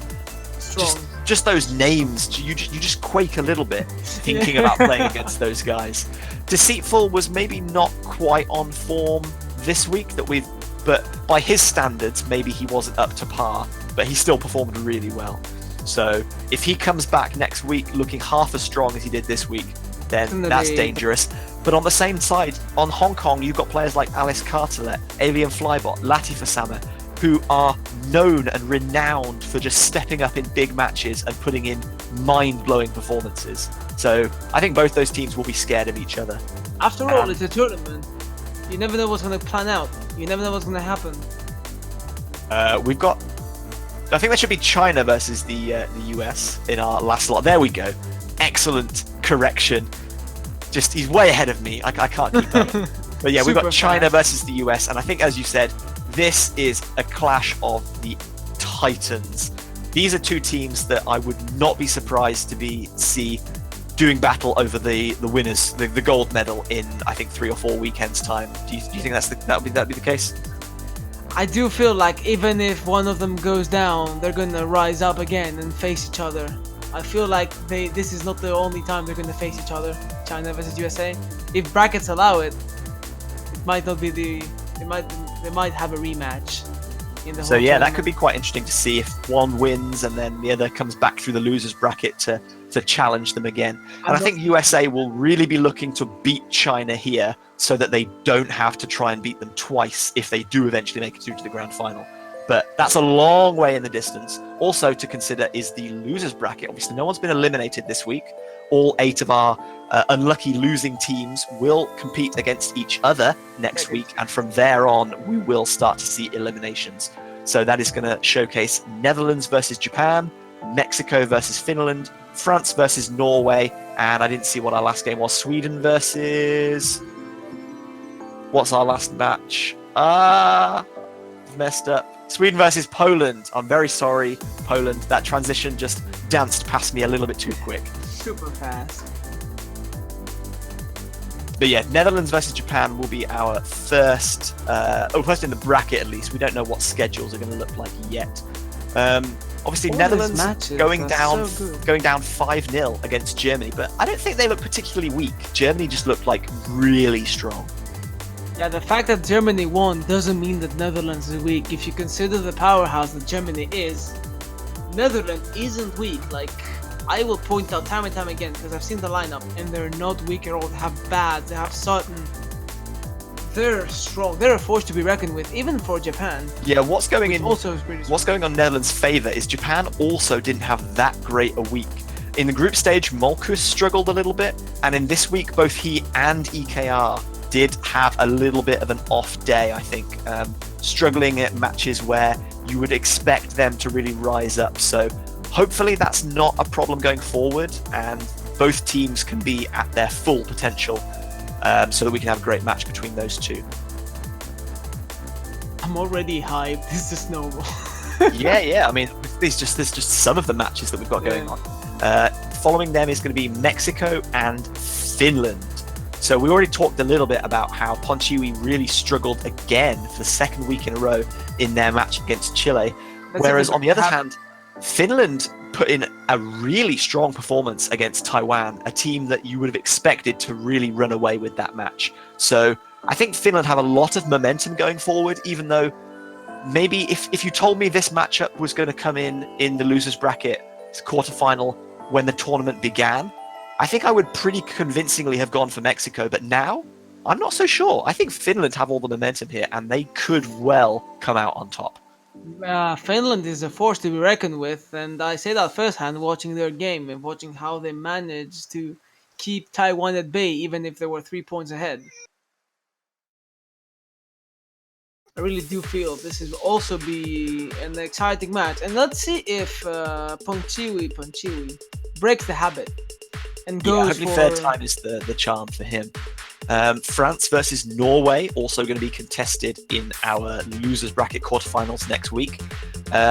France playing against Taiwan, obviously in their kind of tiebreaker to fall into the second place slot in their group, and then playing against Indonesia in the round of 16 this week. Another instance where I think Indonesia would have been tipped to win quite convincingly, but France definitely not a pushover. They really did fight hard to secure, I think it was 3 points from that match. I think so too, yes.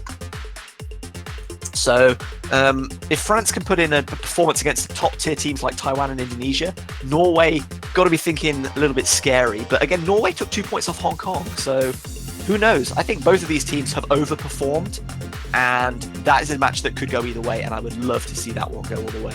Anything goes, literally.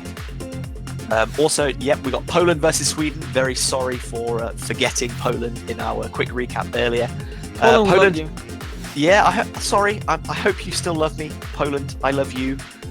Poland really unlucky in both this year and last year's World Cup.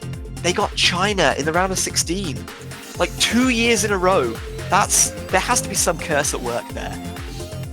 That is unfortunate. But although they are in the losers bracket, they're going to be going against Sweden, who similarly had a pretty tough time against the US, dropping down.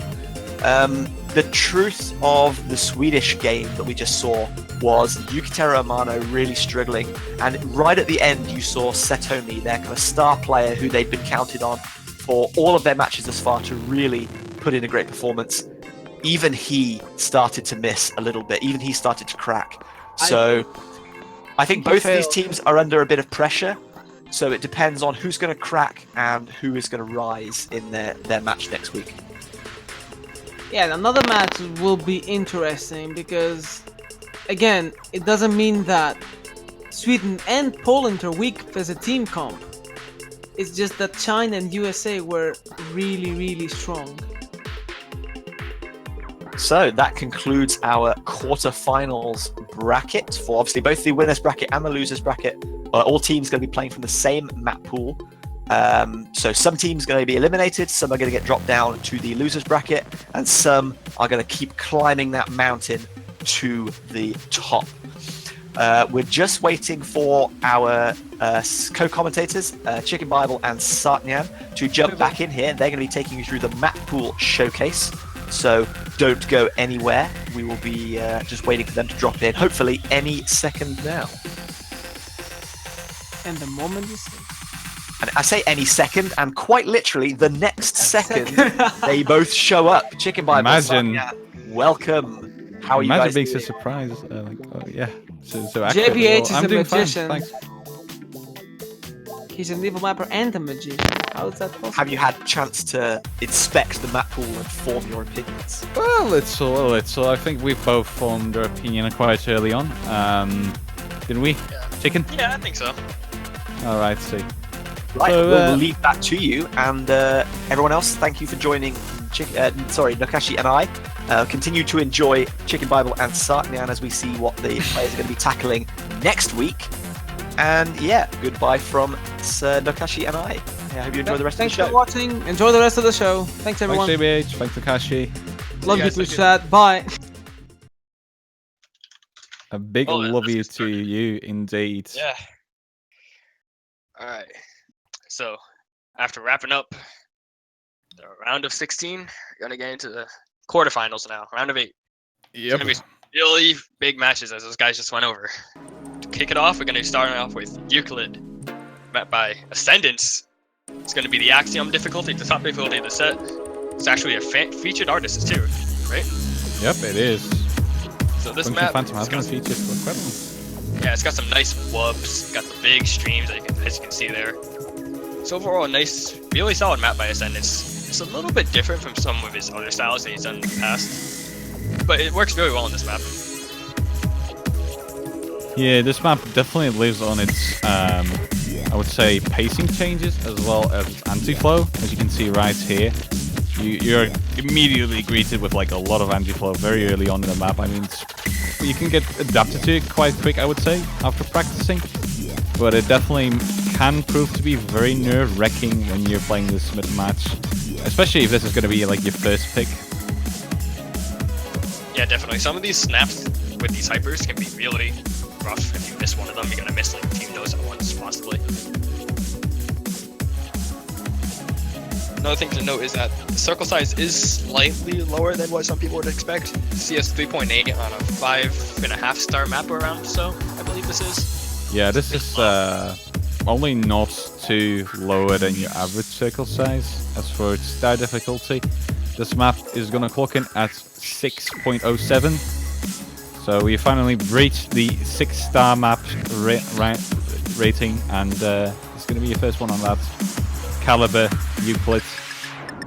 Here again, you're going to get some of those anti-flow patterns with a little extra spacing in between them, as the song itself is also increasing into a little bit of a crescendo, I would almost say. Another thing to note is I'm pretty sure this map is also going for rank soon, really soon too. It's probably going to be ranked, if I dare say, sometime very close after this week. Because he's been working hard on this, I know that. That's a very good map set, yep. Yeah, it's going to be a good map for people to play.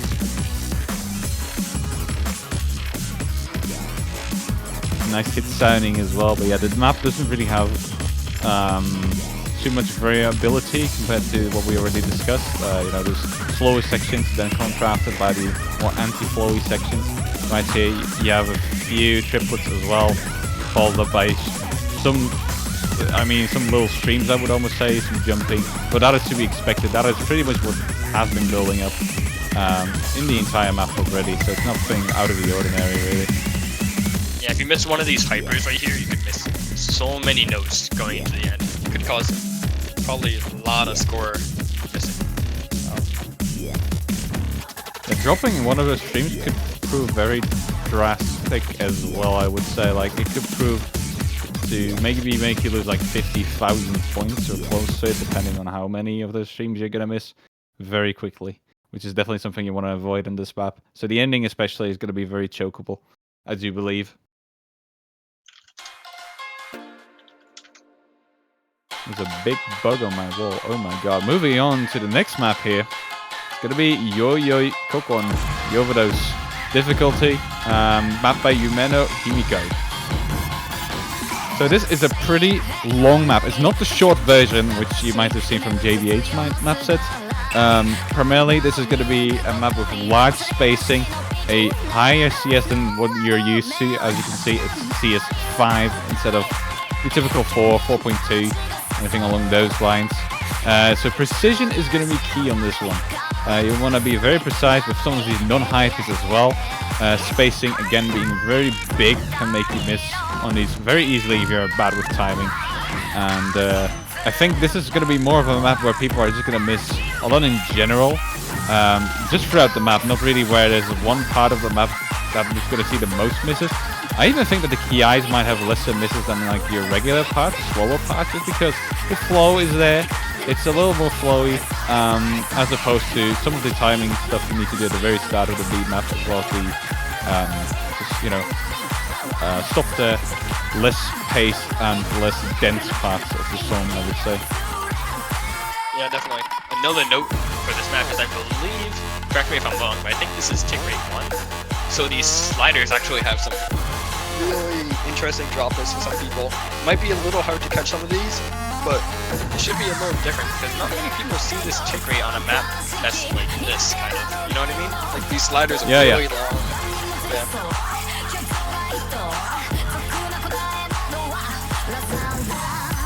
And then again, it's a consistency pick due to its length as well. 4 minutes 14 seconds. It's quite unbearable when you're in tournament stress, right? So FCing this might prove pretty difficult for a lot of people. I think that combat plays might actually like destroy specific too. I think this definitely does suit a few combat players as well. I see that definitely happening.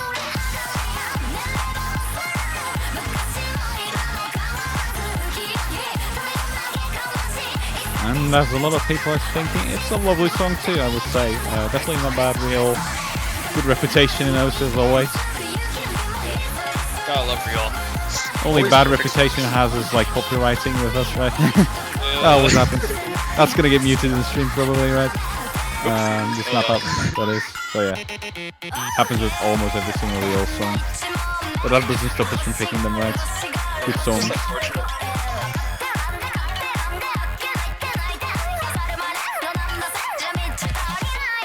Sliders are really fun, to be honest. Yeah, you're gonna see lots of accuracy. Urgency defense on 99.6 in FC. Very low for an FC, to be honest. Especially for Dave, because Dave is definitely not somebody that always has low accuracy on maps. He's definitely somebody to be able to pull pretty high accuracy. So seeing him drop down to 99.60 with I guess that goes to show that the drop with high indeed, as Andrew Chicken Vibe already said multiple times, pretty difficult indeed. That's the first time this year I'm accidentally calling somebody out on his real name. Sorry there. Hey, it's okay. I don't mind personally. Everybody knows it. So. I guess so, yeah. We're just such best friends, you know? We just love to watch Yeah, them. exactly. It's just the chemistry between us, right? Yeah, and Gotta actually, appreciate it. technically, that's not the first time. I'm afraid that you've had said Zach before. Oh, That's his real John. name. Yeah, I'm there sorry you to go. inform you.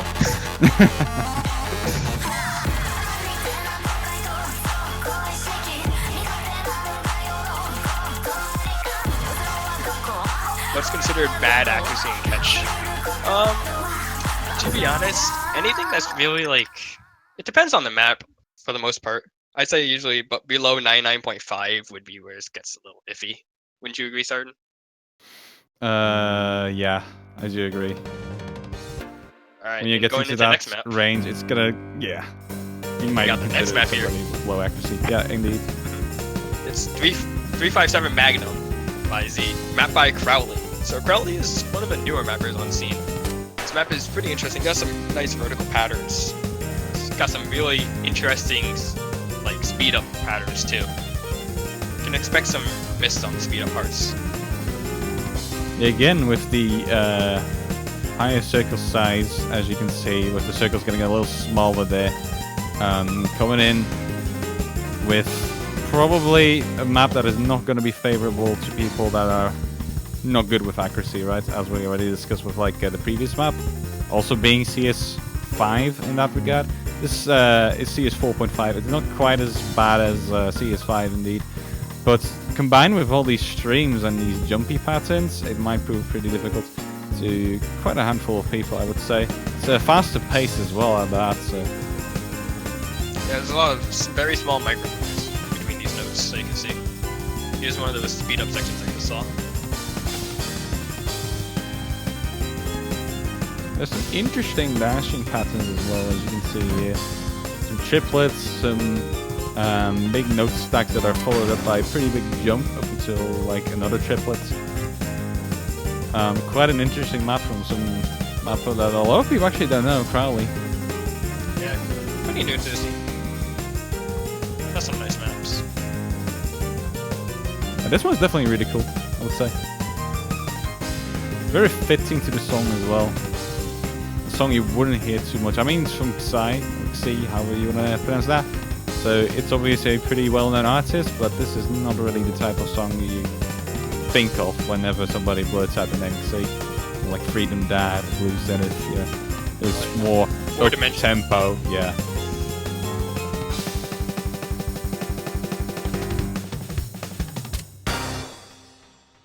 Yeah, Oh, that last note is a little dirty too. yeah, All the way that on is the other side of the correct. screen, coming After from that jump. Cruz. Yep. I can just imagine some higher end matches just coming down to the end and then somebody misses that last note. That happens sometimes. Not too often, but nerfs can provide for some interesting stuff in that regard. Next one is going to be Nidalee. This one is mapped by Luminate. And, well, it's another drum and bass song as well. We already had Euclid, which is, well, drum and bass slash, I would say, neurofunk a little bit. This one has a lot of doubles, which are pretty filthy, I would say. Altogether, it's a bit more of a conventional specific, I would say, compared to, for example, Magnum or Yo-Yo Kong Kong.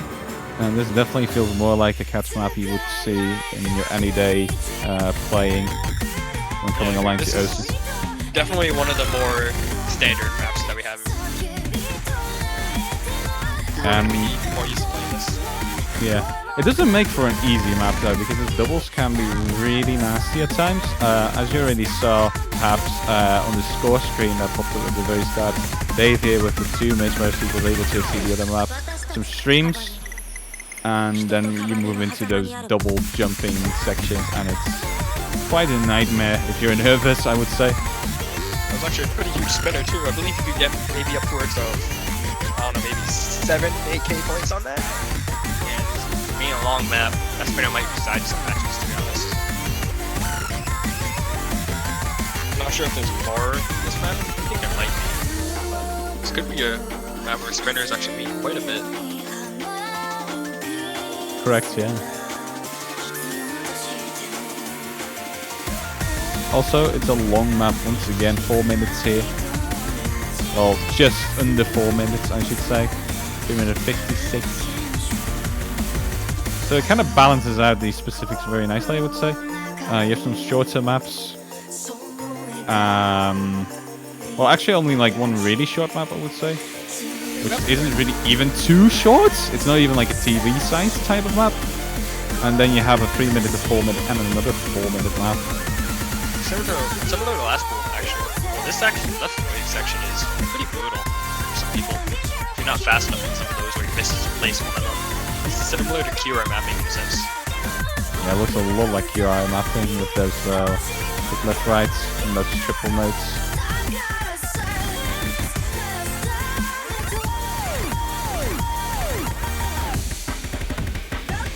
Like that Luminate makes really good use of these doubles and stuff in map too. I wish more people did that.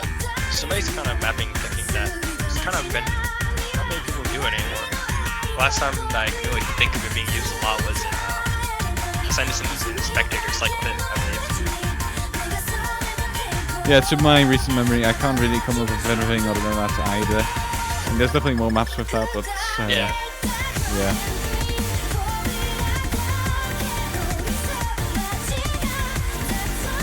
Part is really nice as well. Some filthy sliders.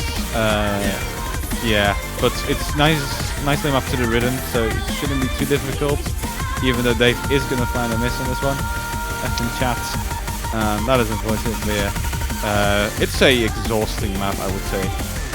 For a 4 minute map, you have some really dense sections with a lot of jumps, and towards the end, it might actually kind of exhaust you, as I already said. Kind of like a tiebreaker in a sense, but not really. It's like a tiebreaker type of map. Yeah, this could be a tiebreaker if it were like a minute longer, not even good. Yeah.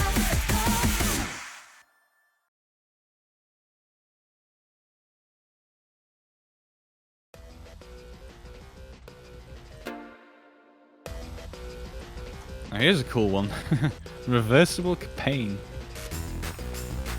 So getting into our first combat pick of the entire map pool, as a matter of fact. This map is really tricky. It's very consistent in the way it's mapped, but as you see, there's a lot of 1-2 jumps.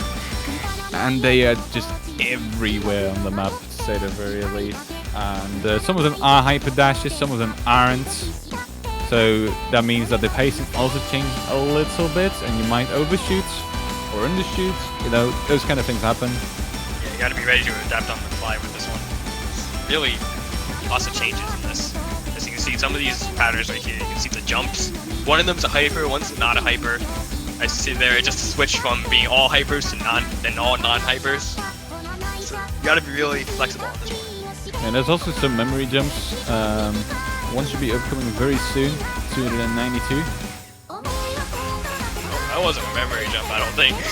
No, I don't think so. Okay, never mind me. That was incorrect from. I needed to from really me. focus my brain to stand still in that one pattern. Really hard, yeah. I don't know if I'm gonna be Oh, able to I do don't know that if I'm match. gonna. Yeah, the tournament nerves are definitely gonna ruin you in that one. But I mean, just sections like this, right? I mean, maybe they aren't quite memory jumps as of yet, but they are jumps you're gonna have to read very carefully for. And if you don't, you're just gonna undershoot really easily. You might want to look like on the upper half of your screen for the most part. Yeah, definitely. You always gotta be prepared for these maps. Like, just some of these patterns come out of nowhere. This slow section right here too. It's like you don't know where to go half the time too. It's quite confusing indeed.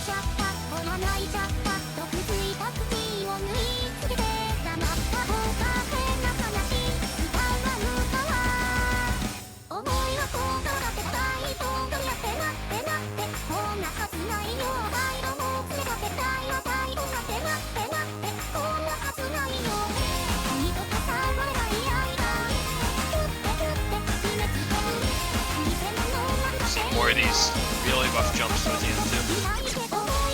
And they're gonna pop up. Oh, that was more of a memory jump, I would say. Yeah. It's actually just getting farther and farther. Especially going into these sliders where you need to kind of stop yourself before you overshoot them and then miss some drop altogether.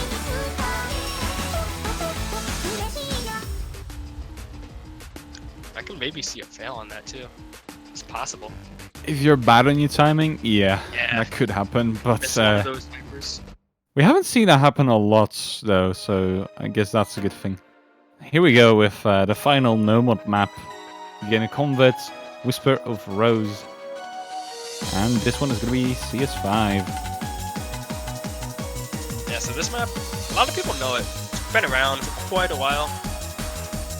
One of those CS5 climbers that you just start playing and you're just like, ooh, this is so hard. This feels like a hard rock map, but it's AR 9.3.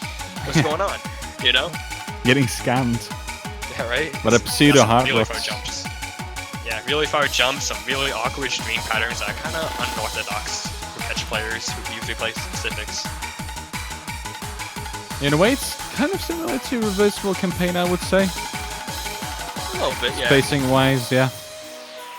Well, that jump right there, I think that was the jump you're talking about. That was a really big one coming from the hyper section into Yeah, that was close to 292. That was probably the one. Yeah. Indeed. Spoilers, Kappa. But Oh my.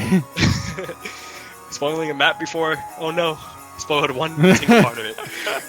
But anyways, if you miss that one jump, that's gonna be like at least 10 notes that you're gonna miss too. Yeah, and the It's a huge fact of the stack. matter is, yeah, it's like right after 200 combo as well, 290-ish, 300-ish, so you've just gotten into your max combo pretty much, because after 200 points, the combo, score per note really doesn't increase with catch, it just caps at 200.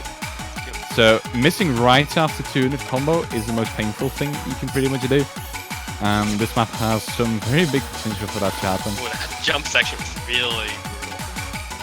I can see a lot of people missing.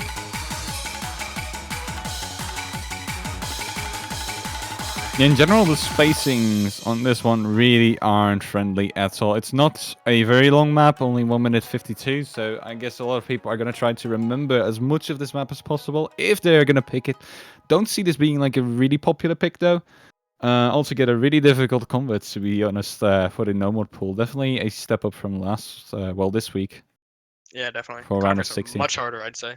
Yeah, whereas the specifics really aren't too much harder, I would say. Like, some of them have some more quirks to them, but all in all, I do think it's not that huge of a step up, especially for people that are currently playing, because there's only really good people playing in the tournament, right? So a Yeah. step from what we had last week to this week for the normal pool isn't quite too hard, right? It's not Yeah, it's a quite little bit hard. of a buff. Little bit It's of a a bit buff. of a buff, and the CS5 stuff is quite interesting. It's different, Mhm. but I think people will manage just fine on this too. Converts, though, those are going to be really interesting. Those are going to be the ones to watch out for. Alrighty, going to Hidden. As Steve says in the we... chat that all hidden will be banned apparently. So Oh my. let's get into these. Oh no, a 10 miss already. I see. It's Yep. not a good sign. It's a 3-minute 36 map with AR 8.3 Oh lord. and low BPM, so prepare your timing. This is gonna be that one map of the map pool, probably, right? Yeah. Usually it goes to JBH maps, but Maybe Fluoride is trying to pick up the title here. yeah, it's got a few more maps to go. A few more years to catch up on. That is correct. Oh, you're gonna have to do some work in group stage if you want to beat JBH. Played by a ghost, by the way, as Enwolf says. Yeah, this map has got some really interesting snappy patterns. It's got some pretty dense streams. Not as dense as other maps, but for this BPM, they're pretty dense, honestly. So if you miss one of these because you misplaced yourself, or just somehow happen to miss it, you're gonna miss a lot of points. Yeah, because it goes from like very little micro movement to a lot of micro movement in every X amount of patterns, right? You saw that at the beginning of the map especially, this is starting to get a little more jumpy. So in that regard, it's a tad bit easier, I would say, because you don't have those anti-flow patterns, which you just discussed with the dense streams. But they especially pop up at the start, and I think they're going to pop up right now as well. There they are again. These little kind of jumps, but they aren't hypers. Those are actually pretty hard for most people with hidden, I'd say. You have to time them pretty close to perfect to be able to catch them. Yeah, otherwise you're just going to overshoot real bad. Yeah.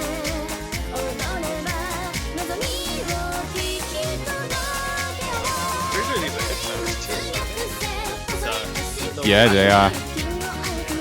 Quite funky. But yeah, that is definitely a part of the map where a lot of people are probably going to break onto. That stream just goes into these jumps. That is not friendly at all. Very evil. Other than that, it's pretty similar from this point onward to what we've already seen in the map. You have those left-rights at 127 BPM. And you have the snapping pattern still as well into streams. I can see a lot of teams ban this just because they don't want to have to deal with these kind of patterns. To be honest, this might just be the #1 banned map for this map pool already. Just declaring it right now.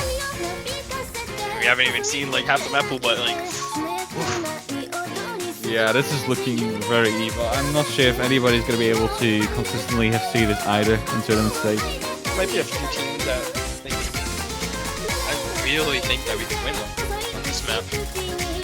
Some teams might be thinking that. You can definitely capitalize on a map like this if it doesn't get banned and your team is feeling comfortable. I mean, even if they aren't too good on hidden, the other team might just be way worse off and still try and pick it at least. We didn't see that happen too much in this round, but I mean, there's different matchups this time around. Probably closer matches as well, so in that regard. Yeah. Lots more stronger teams yeah. against each other, more equal teams too. I'd say even in the losers bracket, teams are more equal. Yeah, correct. Got leveled out a little bit right now. But yeah, that's gonna do for the first map of Hidden. What an absolute banger. So this one is going to be a little bit more familiar to most of you guys, I do think. A pretty recent map from Spectator being Stellar. So this one is AR9, a little bit more comfortable than the AR 8.3 we just saw. Close to TV size as well. And there's pretty much no hypers in this map. There actually are. Absolutely none, I'm pretty sure. Or there actually might be... Wasn't there one or two at the end? I'm pretty sure. I don't remember correctly. Yeah, we'll see in a minute anyway, but just consider this as the no hyper map pretty much, right? No hypers, so it's gonna be pretty awkward for some people who only play specifics. Even though it is a specific, it plays like a specific in some ways, but there's no hypers, so you gotta be ready to prepare for this. It's kind of like what we saw with last year's JVH map as well. Yeah. Not too sure what that name is again, though. You might be able to help me on that. I know what it is, I just can't think of it. It's on the top of my head. Yeah, it's on the tip of my tongue. Yeah, we're just gonna look that up real quick. So a quick look here. There's gotta be somebody who knows it. Yeah, Destruct Descendants. Destruct. There you go. Yep. Oh wait, I love you. Sorry, you said it too. But yeah, Destruct. That's the map. You guys are champions. Thanks for that. But yeah, this map actually reminds me a lot of that map as well. No hypers. This one's gonna be in the hidden brackets. Yeah, here's some. Descending too is also very Yeah. You got a whole dash kind of for these patterns, so just time yourself very carefully. Yeah, exactly. The timing is going to be key on that too. With a lot of easy undershooting. There's an unfortunate miss as well. Other than that, I do think it's going to be something a lot of teams will be more keen on playing compared to Saramandoro no Odoriko, the previous map we saw. Probably, because it doesn't really have as many tricks up its sleeve that might surprise you. It's not AR. That's the big thing. That is a big thing. Yeah, that's probably the biggest thing. It's AR 9 as opposed to 8.3. So yeah, in that regard, this map is definitely going to be picked more by teams that might not be too big of a fan of Hidden. Maybe even more by teams that actually do like to play Hidden, because even for those teams, Saramandora can be pretty tricky and people could fail potentially at the end of the map. Who knows? Alrighty, so our next song is going to be... Oh boy. Quite the song. Oh, like I dread this music. What are you talking about? Pitanko. I'm sure everybody knows the song after hearing it probably countless times at this point. This isn't a set that actually went pretty much viral, but it's still the same song that you've come to love and enjoy. Exactly. It's 4 minutes as well instead of like TV size. Just to, you know, make you a little more happy. As for the map itself, it's pretty much relatively similar to the actual one that most people will know themselves as, the TV size one. It's going to be obviously jumping on those big Hime sections that you're going to see probably in about 30 seconds, I say. Wish I was going to jump on those as well, probably. Yeah. Oh boy. Ready for the spam. Here it It's comes. gonna happen. Let's go. There you go. Blast the speakers. Do it for me. Oh yes. Jumps though. You can see half of them are hypers, half of them are not hypers. It seems to be a recurring trend. Yeah, I mean, you can faintly see the notes beyond the 50% screen mark when in the KI, so that is probably going to help a lot on patterns such as these. I hope you guys didn't go deaf there. It has to happen 2 more times too. Oh no. Oh, please. Okay, let's quickly recap on the map before that happens again, though. So again, if you're gonna miss a single note in the streams, what am I talking about? The jumps in the middle sections, right, in the PI sections, you might be faced with a lot of misses coming afterwards as well, due to you not really being in the tempo and pace of the song, which again can make you, you know, miss like multiple notes right after as well. You're just not really quite in its rhythm. What rhythm are we talking about this one?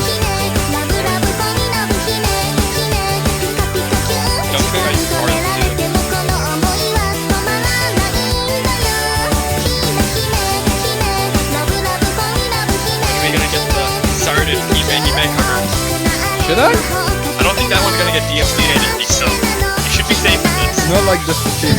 Yeah, just get that. Okay, I'll consider. Oh yeah.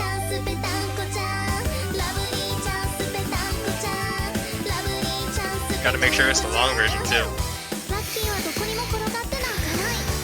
No, please. Hey, for each chorus, you can have a different team member.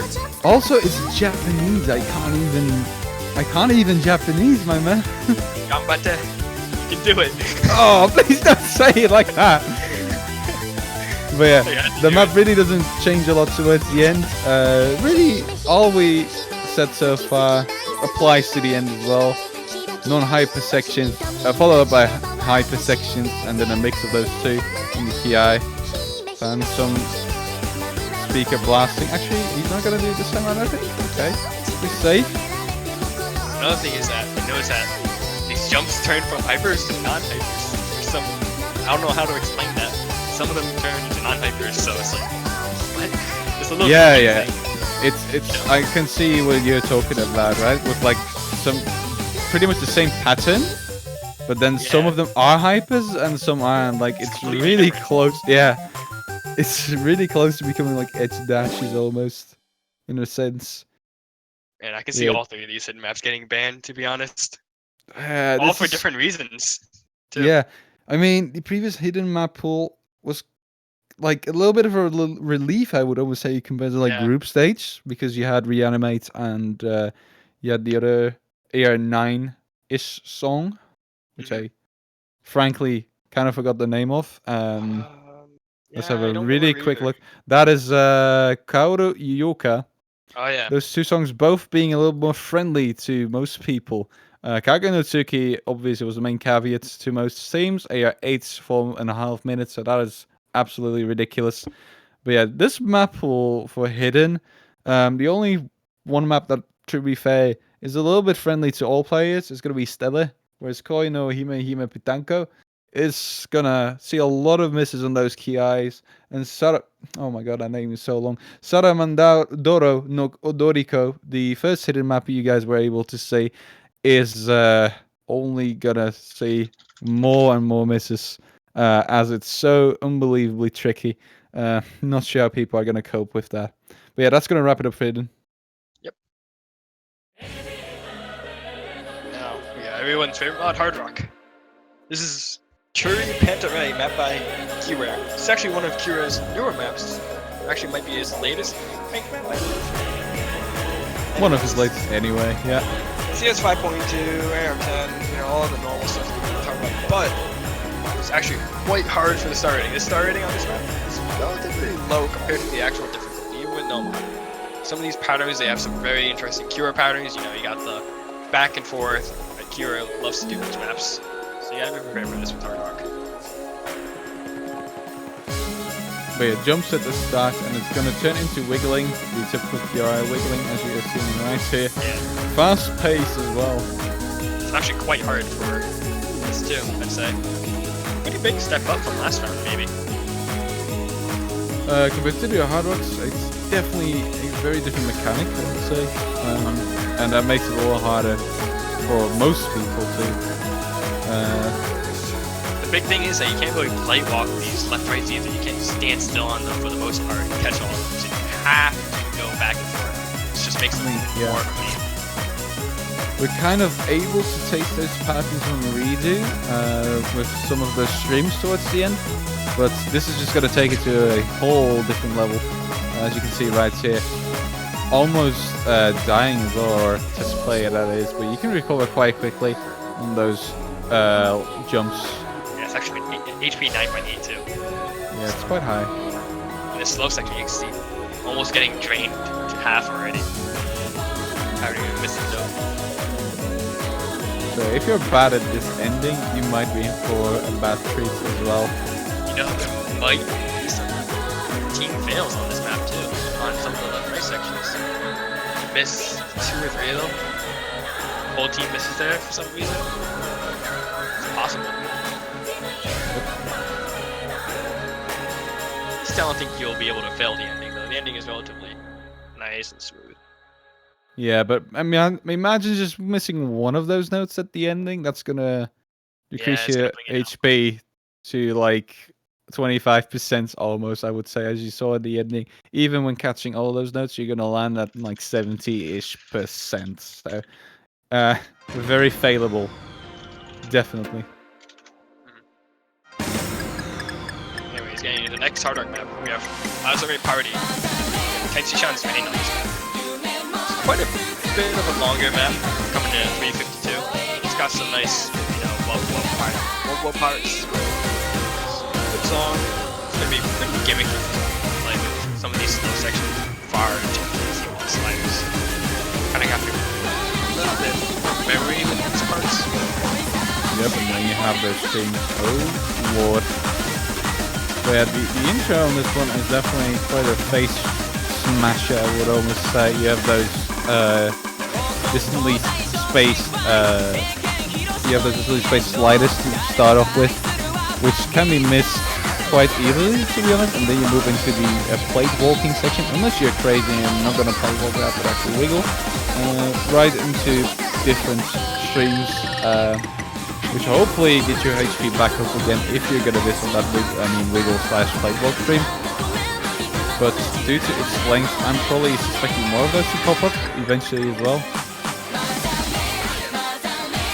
There's a lot of movement in this map as well. There's not many standstill patterns. Even the sliders that seem vertical, you can see that they kind of curve out to the edge.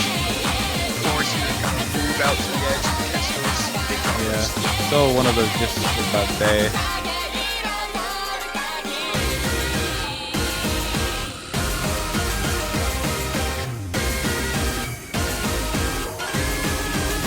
Gotta memorize this part too. Yeah, you want to know where the notes actually land, otherwise you're gonna mess up pretty bad. Okay, so here's your anti-rhythm section over there with those strings. If you're gonna miss one of those strings, you're pretty doomed. I would say if you're gonna not land on one of the pipes, you're pretty doomed. You're probably gonna miss multiple notes. Yeah. And die even. It's only 7, so you should be able to come back pretty easily. It's quite low for this. For a Yeah, it's range. definitely not too Starting high. at 3.5 it's pretty low.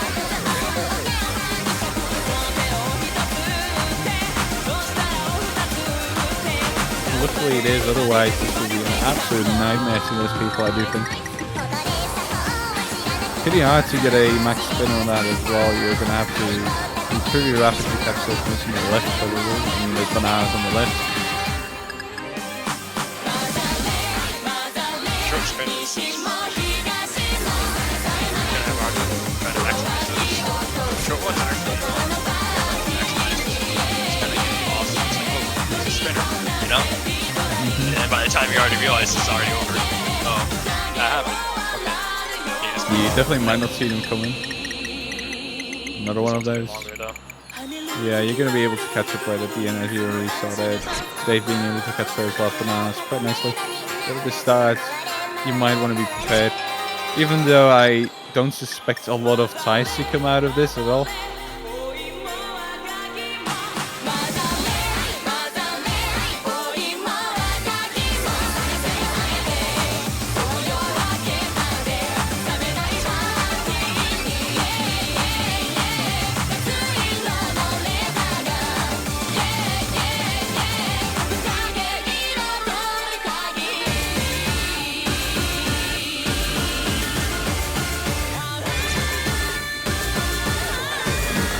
You might want to memorize, yep. At least it seems to follow a pretty consistent rhythm, which is really nice. Yeah, the I'm sure you map can doesn't kinda really get have a feel. lot of surprises if you know what's coming, at least. You But definitely get the feel of it. yeah, exactly. You might want to get practicing on that one before being too confident on it. Here's a convert for the hard rock. Danunuta. HP 10. Yeah, Renard's on. HP 10 is really brutal. Oh boy.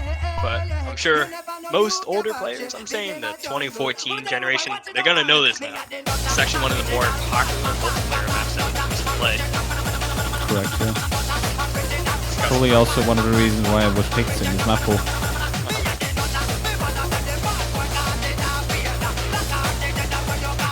And it's also team playing OWC, that kind of stuff, right? Plus you just gotta love the nub. Danuta! Oh yeah. Where's my boombox for this one? Happy stick. base boosted Darunato. Oh, that will be beautiful, yeah.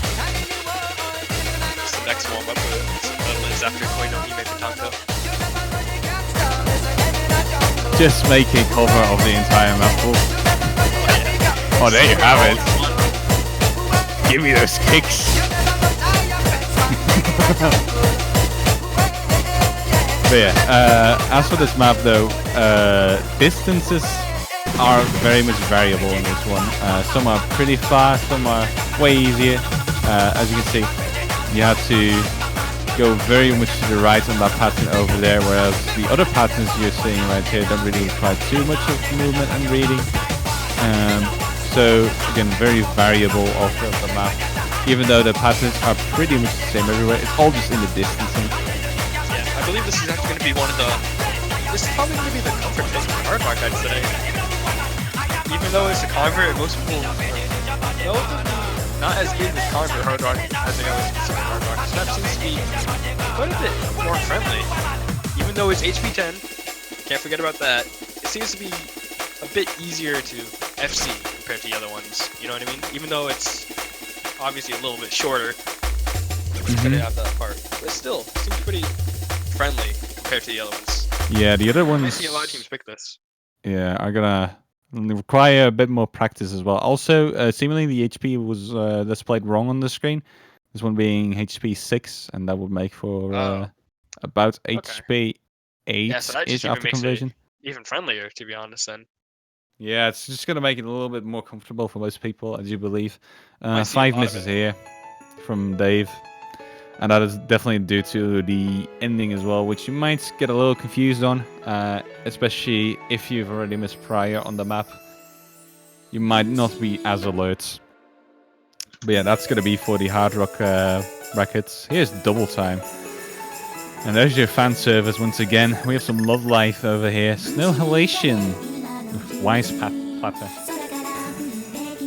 Yep. So it's 8.2. It's a pretty old map. If I remember correctly, it's like, how old is this? Like 2013? I don't know. It's really old though. So It's definitely not one of the freshest ones. yeah, it's gonna be a little different from what people are gonna be used to. Ladders, I'd say nowadays. But it's still relatively simple for the most part. Just keeping it nice and simple. Some streams like that, as you just saw, it's pretty fast paced. Pretty fast left paced. You can see some misses coming into some of these streams that could cause people to miss it.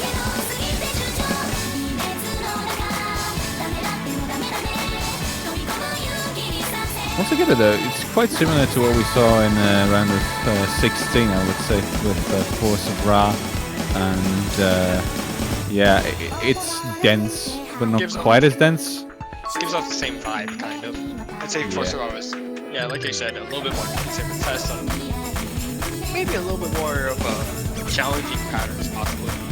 Yeah, spacing is a little bigger on this one, I would say. Yeah.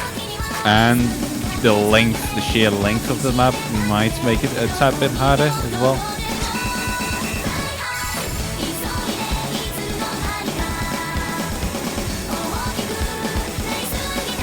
But yeah, compared to and then you became the Moon and Force of Ra, I think this would also slot very well into round of 16, for example. Not really the hardest double time, definitely a safe pick here.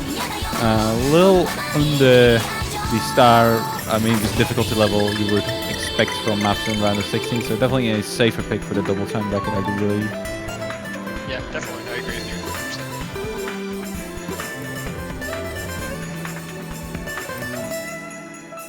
It's also slow sections. These slow sections are like a caught off of these jumps.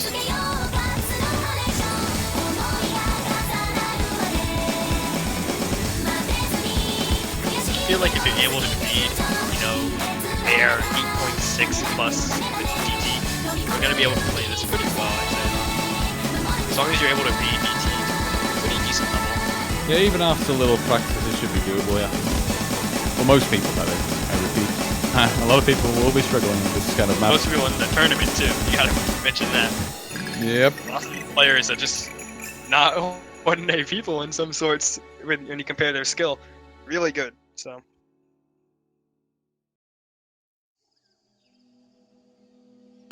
Moving on to the next DD pick. we have Soleil, Wild's Reign. This map is very, very high BPM, 300 BPM.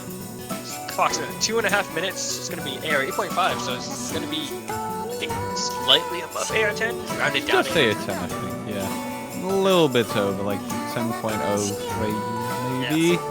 Yeah.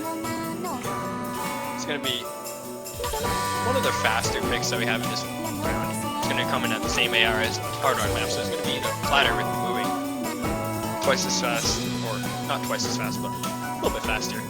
DT. Cross screen jumps, and although this is a rain, it's quite a bit of an easier rain. Some could even say it's like a harder flatterness of some sorts. I can agree with you on that. Yeah, the AR is definitely the main point, the main topic here on this map, I would say. Just a little jump up from what we're used to. It feels a tad faster, as this is going to go over the AO10, over the AO10 cap, I would almost say. Other than that, again, pretty conventional map, I would say. Not really too many surprises left and right. Definitely doable by players that are comfortable with double time. Not a lot of remembrance to be needed to be done here at all. Again, not too big of a jump up from round of 16 for most people, I would say. Yeah. If you're able to play around 16 maps, I think you'll probably, for the most part, be able to play these maps too. Unlike the Hard Rock, which I'd say has a big step up from the Hard Rock pool from last round. Yeah. This one. So, DT might be a little bit more friendly in this round. I mean, DT from group stage was like a big step up, whereas Hard Rock really wasn't too big, so I guess they're compensating it a little here. And Hard Rock now being maybe even a little over round of 16 level, whereas double time is perhaps a little below it, close to round of 16. It's quite fitting, I would say, for most people. I mean, this map still definitely isn't a easy full combo for all people every single time. Still some platter control to be done here. But it's definitely at least accessible. Yep. Imagining all these matches that are going to happen with this map pool. Some of the biggest matches, I'd say, of the tournament are going to be happening on this map pool too. So it's going to be pretty intense. Yeah, the Germany-Korea matchup, and then you got China-USA. Yeah, it's quite interesting because Hidden and Hard Rock, I suspect, won't get too much play this round at all. Yeah. So you're going to be left with these double times together with the no mod. Not sure how people are going to scrape their points together from just those two mod brackets. So people have to do a little experimenting and a little more practice, thanks to the Hard Rock and Hidden bracket especially. But yeah, this is going to be the last double time map called Egao no Tonari. Again, a no hyper dash map, right? Like none of them. Checked in with, I think FTF it was, FT Florida. I think there was 5 or 6 hyper sets. Whole map. This is a long map too. This is 4 minutes before DT, 251 with DT. So like, having only 5 or 6 hypers is going to be really different. Especially with DT. With DT, you're really used to that hyper movement, you know? Without the hypers, it's going to be a little bit different. This is definitely going to focus on micro movement, especially not any kind of big jumps to be seen here. You're just going to have to be precise. That was a hyper. Hello there, sir. That's one of them. Welcome to the screen. Yeah, that's one of the 5 of 5 chosen ones. High five with my little red hyper note. Yeah, but again, especially going to be heavy on the micro movement. There's a few spacings that are a tad bit larger, as you saw there. Those can be missed as well. But also get nothing too like crazy, you know, anything like the Hard Rock maps, for example, like Mazzaro Party had some of those really decently spaced sliders. With this map, not going to be in that same territory, I would say. Yeah, it seems to be tick rate 1 as well, which means their drop is going to be a little bit weirder. Some of them are very long sliders, which you said, going to be a little bit hard to catch all these droplets. You're going to be going too fast, too slow. You never know. Yeah, the overshooting might be a big problem here. Another thing is that this map is actually kind of unorthodox from what we've been seeing from recent pools and double time. Usually in double time pools for the last Conquer map, you would see something like we had before, we had Scream, which is sort of like a jumpier double time map. That's what we would usually see this year and even years past. This map is kind of feeling a different role. It's interesting change. This entire GT4 a little different, I would say, compared to what we're used to anyway. Still keeps the good old airy. Yep, Oh, that ending. those are not fun.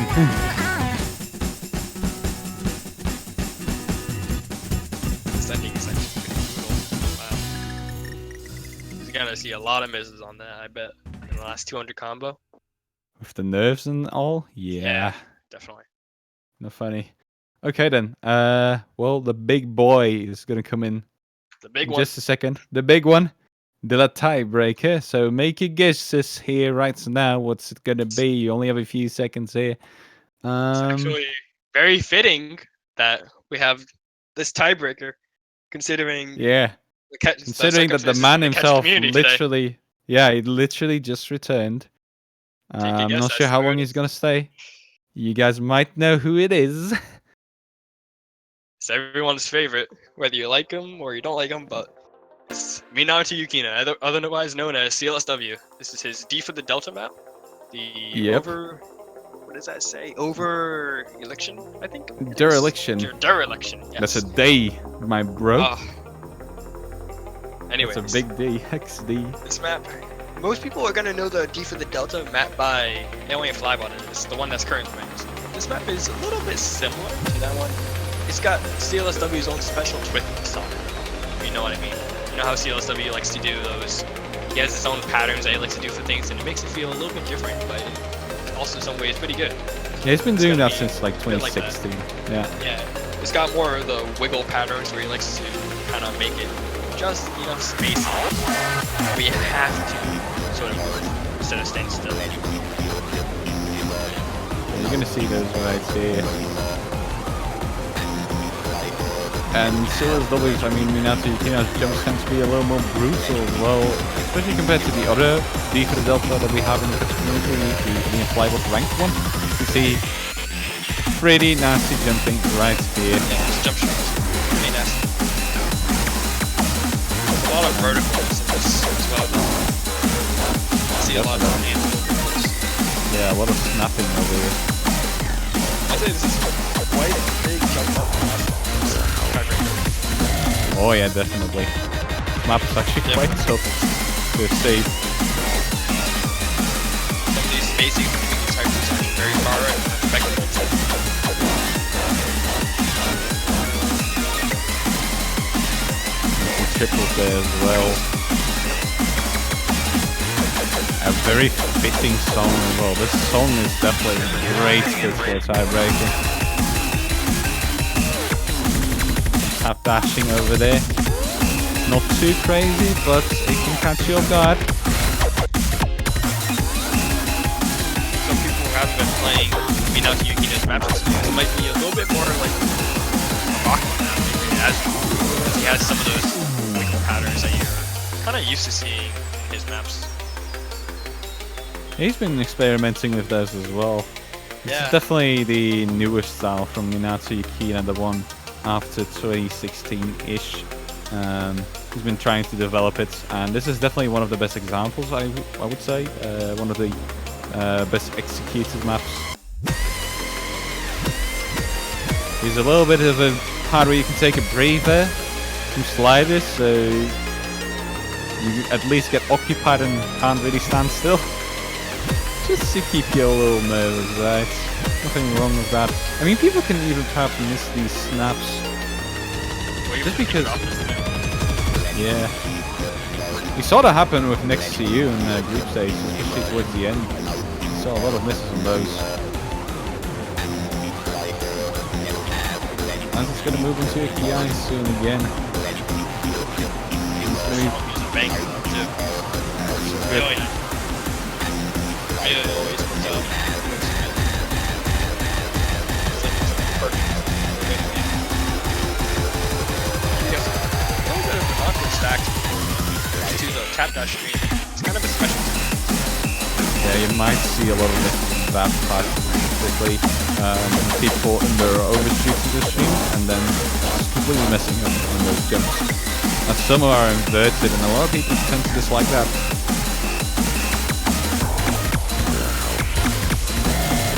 These slide with your kick sliders are gonna be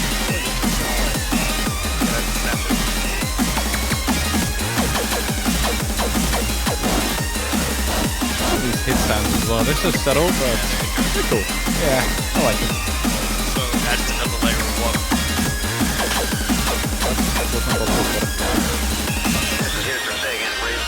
But I hope the cap was on that. It was, yeah. Shame that you couldn't catch it in time. Oh, you just had to do it to him, did you? I just had to do it.